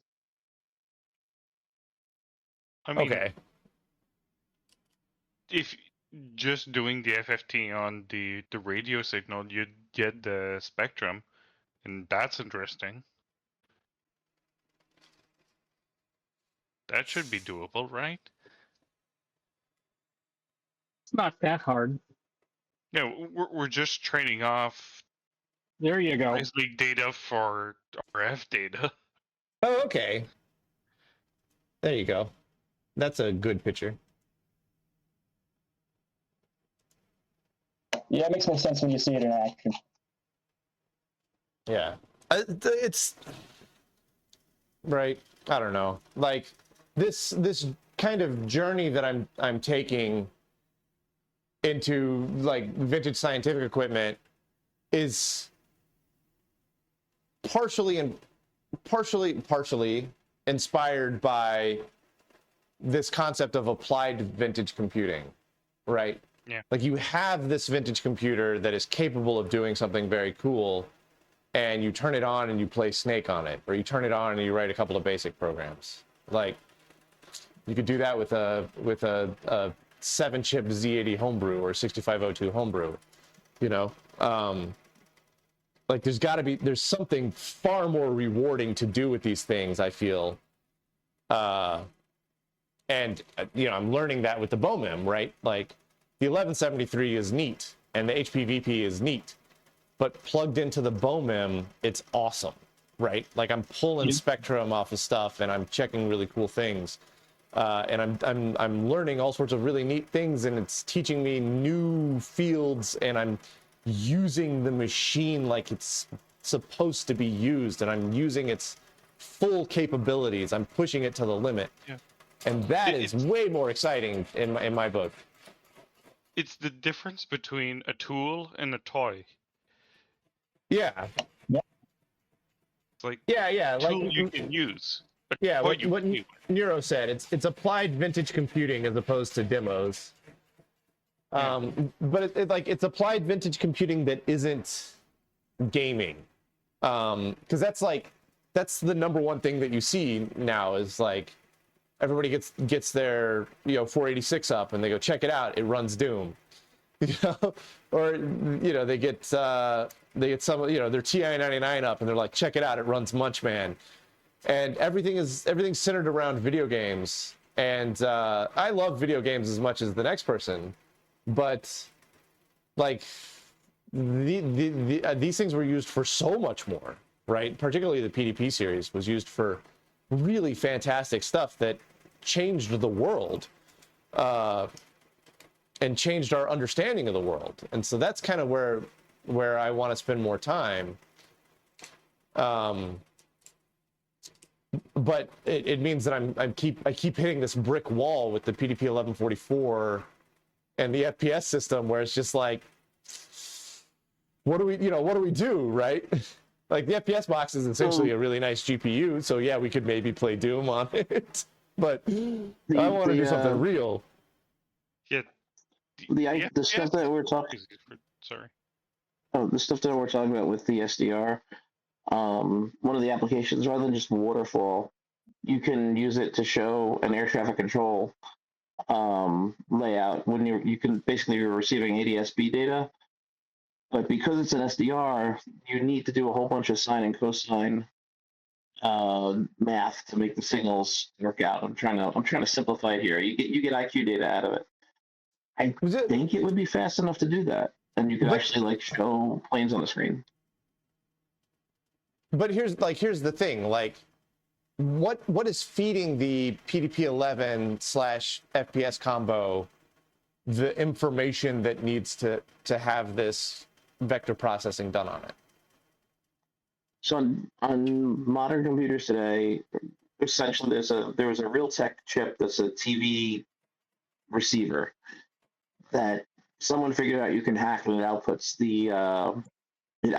essentially the raw data from the receiver. Doesn't have to be that though. That's a USB device. There's a whole bunch of SDR chips. Now this would all be modern electronics, but as long as you can suck in 8-bit data into the FPS 100, you'd be able to do it. So yeah, nothing newer than 1984 is the rule that we've been to sometimes.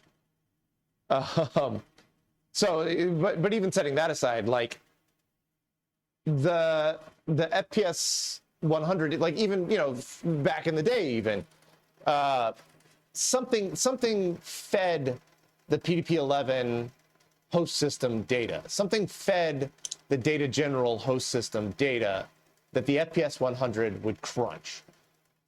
In Coley's case, it was a CT scanner. In seismic cases, I don't particularly know what that instrumentation looks like.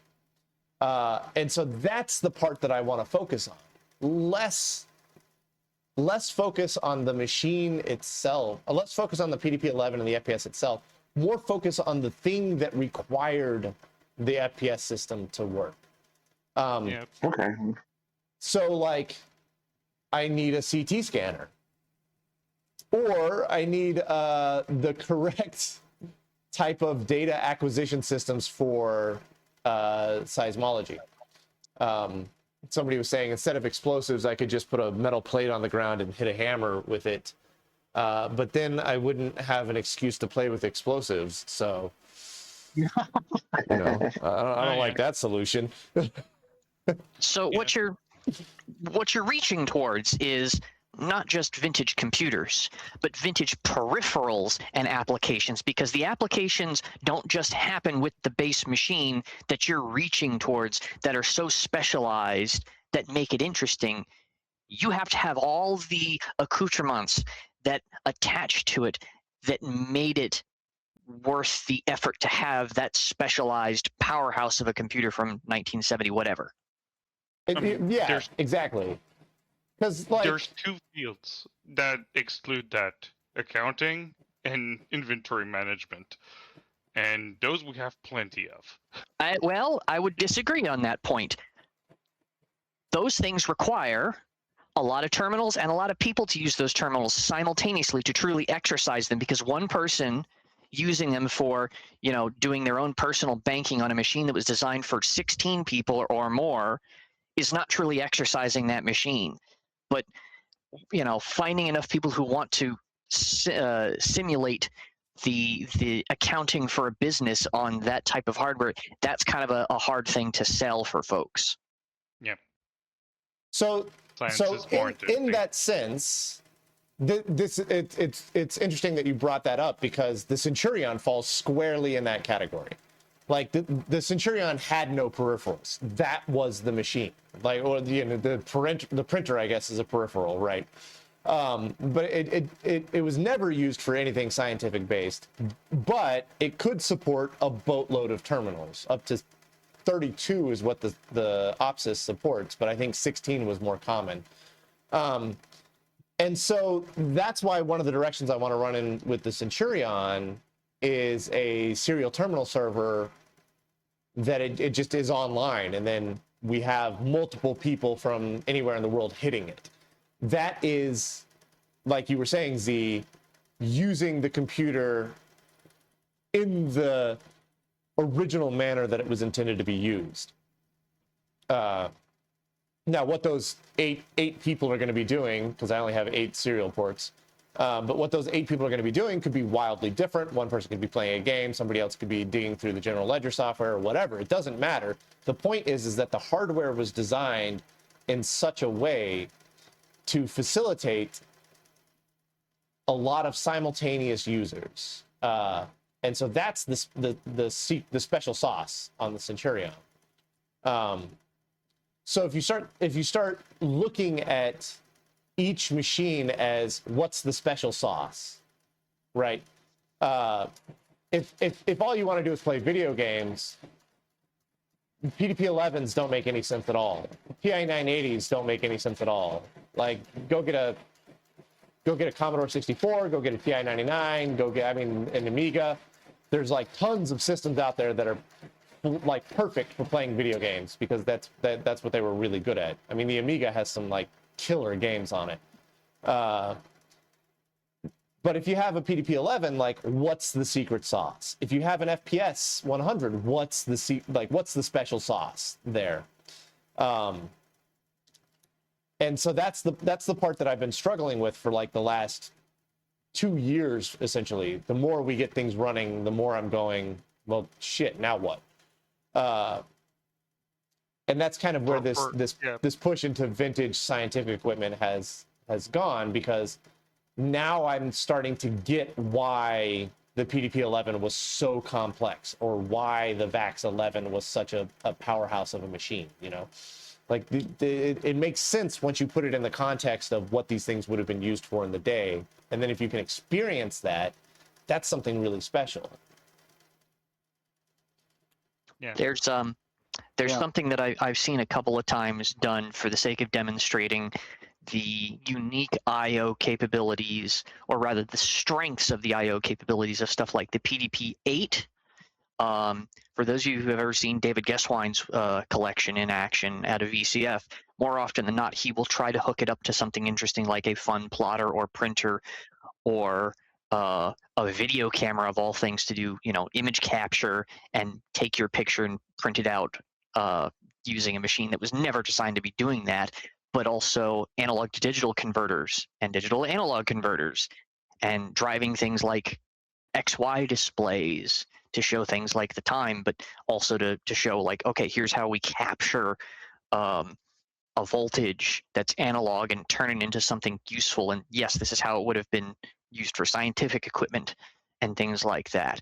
And I think he's reaching towards the same end that you are, but distilling it down for brief and portable uses, as opposed to, okay, we can sit down, we can play with it for days, weeks as necessary to get it to doing the job that it was built for, to truly exercise it for what it was made for.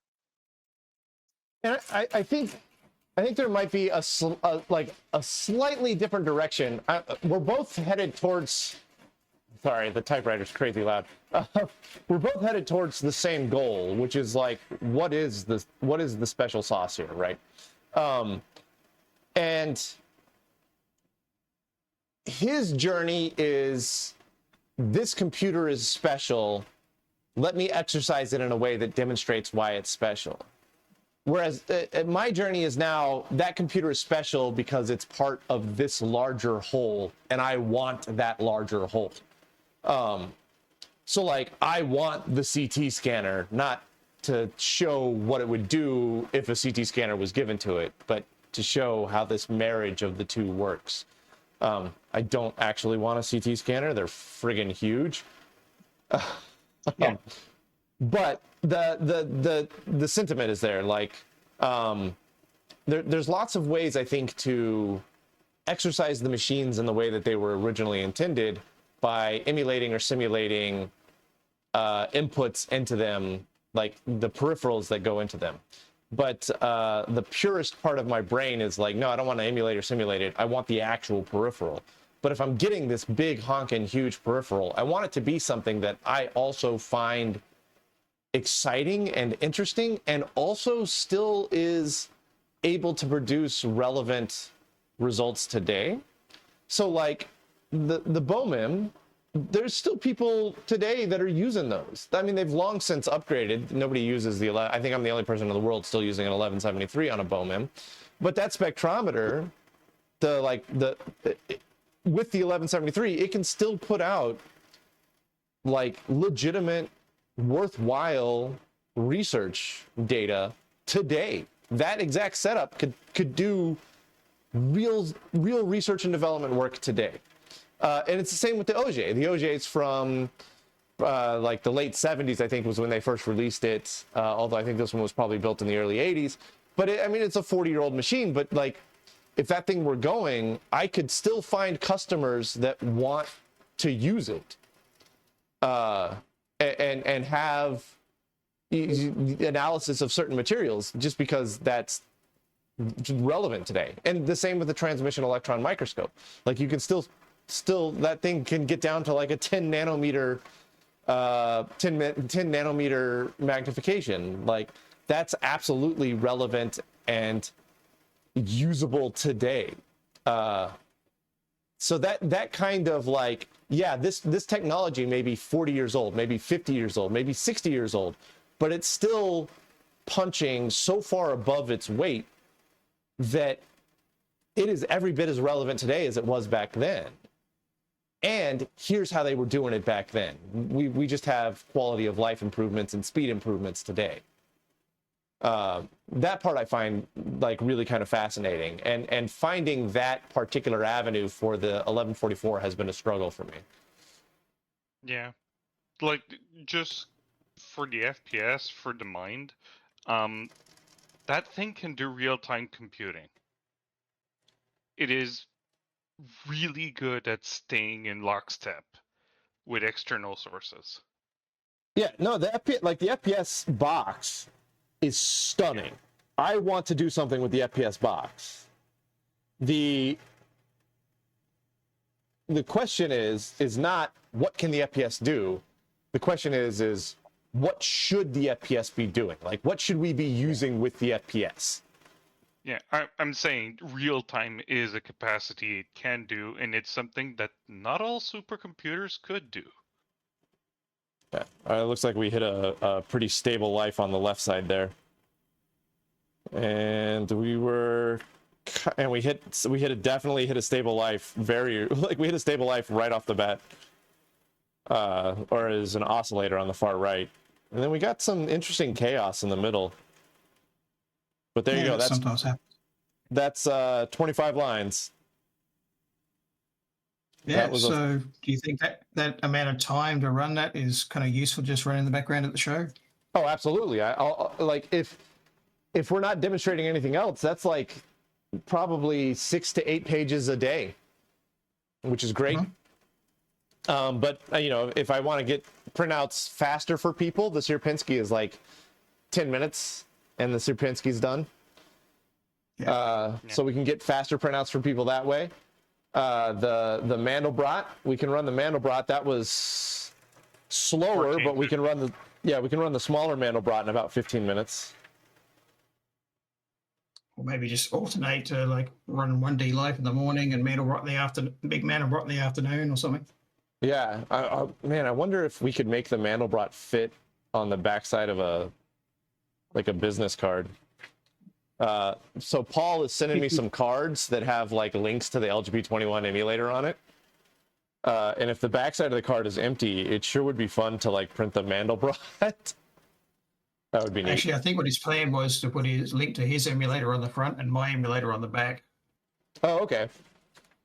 He said he's sent the design off and they should be on their way. So I should get them sometime next week. I have no idea what they're going to look like, but yeah, there we go. I got to really get better about remembering where the end of pages are. Everything kept falling off the bottom of the page. But yeah, I think that. Oh, you can go ahead. I think one of the demonstrations. Your internet's dying, my man. Still out. It sounds like it's excellent. It sounds like a futuristic robot. Oh, wonderful. Just thinking of the disk dump program and the bit shifting display was a neat demo. The bit shifting. Oh yeah, when we were doing the dumps, and you could see the bits shoveling off the end. Yes. I mean that's still on here. Like the memory dump is still on here, so I can totally just jump to the beginning of the memory dump and let it hammer out some stuff. All right. You did well. There's one application that I know has come to my mind that I would love to see recreated, but I'd have to find more information about it first, specifically for the Nova 1200, but also can be applied to a Nova 4, I believe. The word on the street is that the CBC, Canadian Broadcasting Corporation, used to use one for very early broadcast automation, where you'd have the Nova in charge of a bank of tape decks, VTRs over serial, and you'd set in your schedule and tell it which ones to switch between, and then I'm pretty sure it also would have had control over its routing switcher, selecting the video feeds coming out of each of those VTRs. And my day job is monitoring broadcast automation, so I'd love to see what the earliest days of what that looks like and play with that. And I realize that would be an absolutely monstrous thing to get that many VTRs operational to demonstrate something that boring. But but I think the thing, I think if you were able to get that many VTRs together, the sheer size and scale of it would make it not boring. I mean, for you, it might, you might think that the rest of the world will think it's boring because you see this stuff every day, but we don't. I would be super excited to see that. Well, I'd have to find out more first because it's information that as yet is kind of lost to time. As is so much of the stuff that we work on. Yeah, everything is on disk now. No pre-rolls, no nothing. Just bang, it's on the air. When it works. We still use pre-roll. We just it doesn't work quite the same way. But yeah, there's still some of those vestiges still in the system.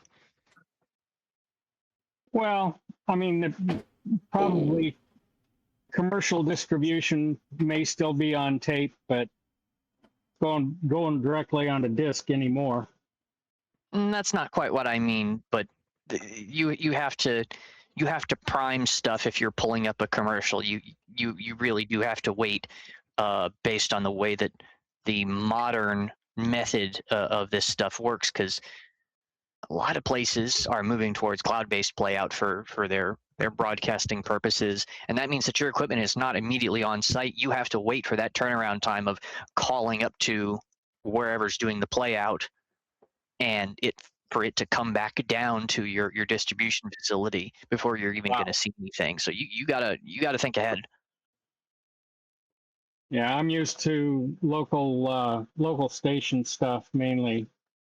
I mean, I did work at Sony for a while, but that was during the transition of analog to digital for everybody. And so everything I was working with there was digital tape and early hard disk storage. But for local stations, when I left local station broadcasting, it was still all tape. Analog tape.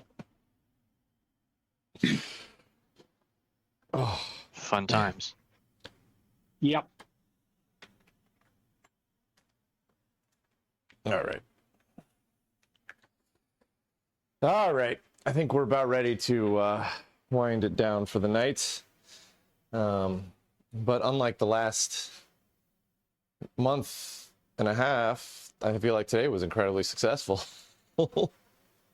Yeah. We will get back to the TI 980. Probably not next week, because next week will be the last live stream that we can do before VCF Southwest. And then obviously there won't be one during VCF Southwest because I'll be at VCF Southwest.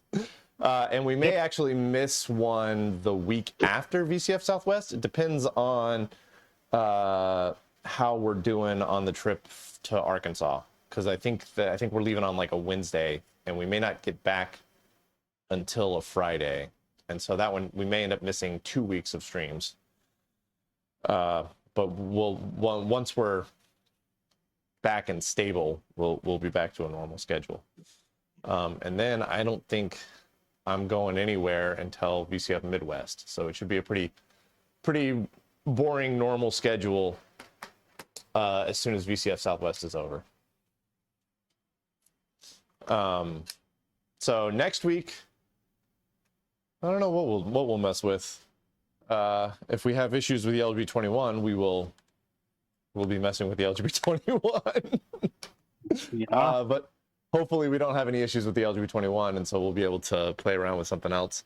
We might, who knows, maybe we'll pull the EDS-PC out and try to figure out what's going on with it. I think the troubleshooting on it is not necessarily worth a full YouTube video, so that'll be a good Twitch project. And then eventually, after VCF Southwest, we'll get back into the 980. And if we can at least start to get some signs of life out of the 980, and we need a break on it, then we'll move into the ASR 33. But I'm a little anxious to move into the ASR 33 if the 980 is just going to continue to be completely and totally dead in the water. So I would really, really like to see something on the 980 before we dig into the ASR 33. Gotta have some blinking lights.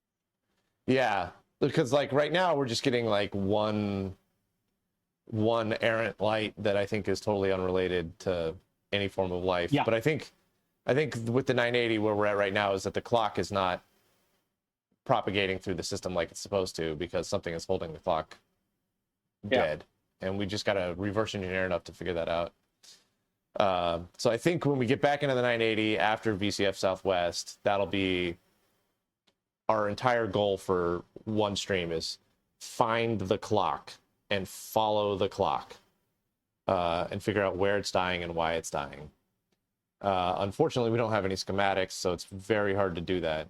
So at some point, by then maybe we will. Yeah, hopefully we find something from the Smithsonian. It might also be worth giving the Fort Worth Archives a call and seeing if they've got any TI 980 stuff. I might look into that. That didn't even dawn on me until I talked to Ken Schriff, so that's definitely a possibility as well. Yeah, especially there because I mean, both TI and the archives are both in Dallas, so. Yeah, I mean, it would have been right next door. It would have been very easy for them to get it. So, and I don't think the TI 980 stuff would be under ITAR or any kind of legality things. So, yeah, not at this stage. I mean, any copyrights would be long gone. I found some of the documents are straight out of Austin. I'm kind of wondering if TI Austin didn't actually design and build that thing. The 980 was not TI Dallas. If I remember, that was it was Granville Ott. Granville Ott was involved in it, and I want to say it was Houston or Austin. I want to say it was Houston, but could have been Austin. When I was at TI in Houston, there was a separate building from the integrated circuits manufacturing that they were doing wire wrapping, automated wire wrapping, which I had never even considered before. But I'm not sure exactly what they did there. It may have had something to do with the 980. I don't know.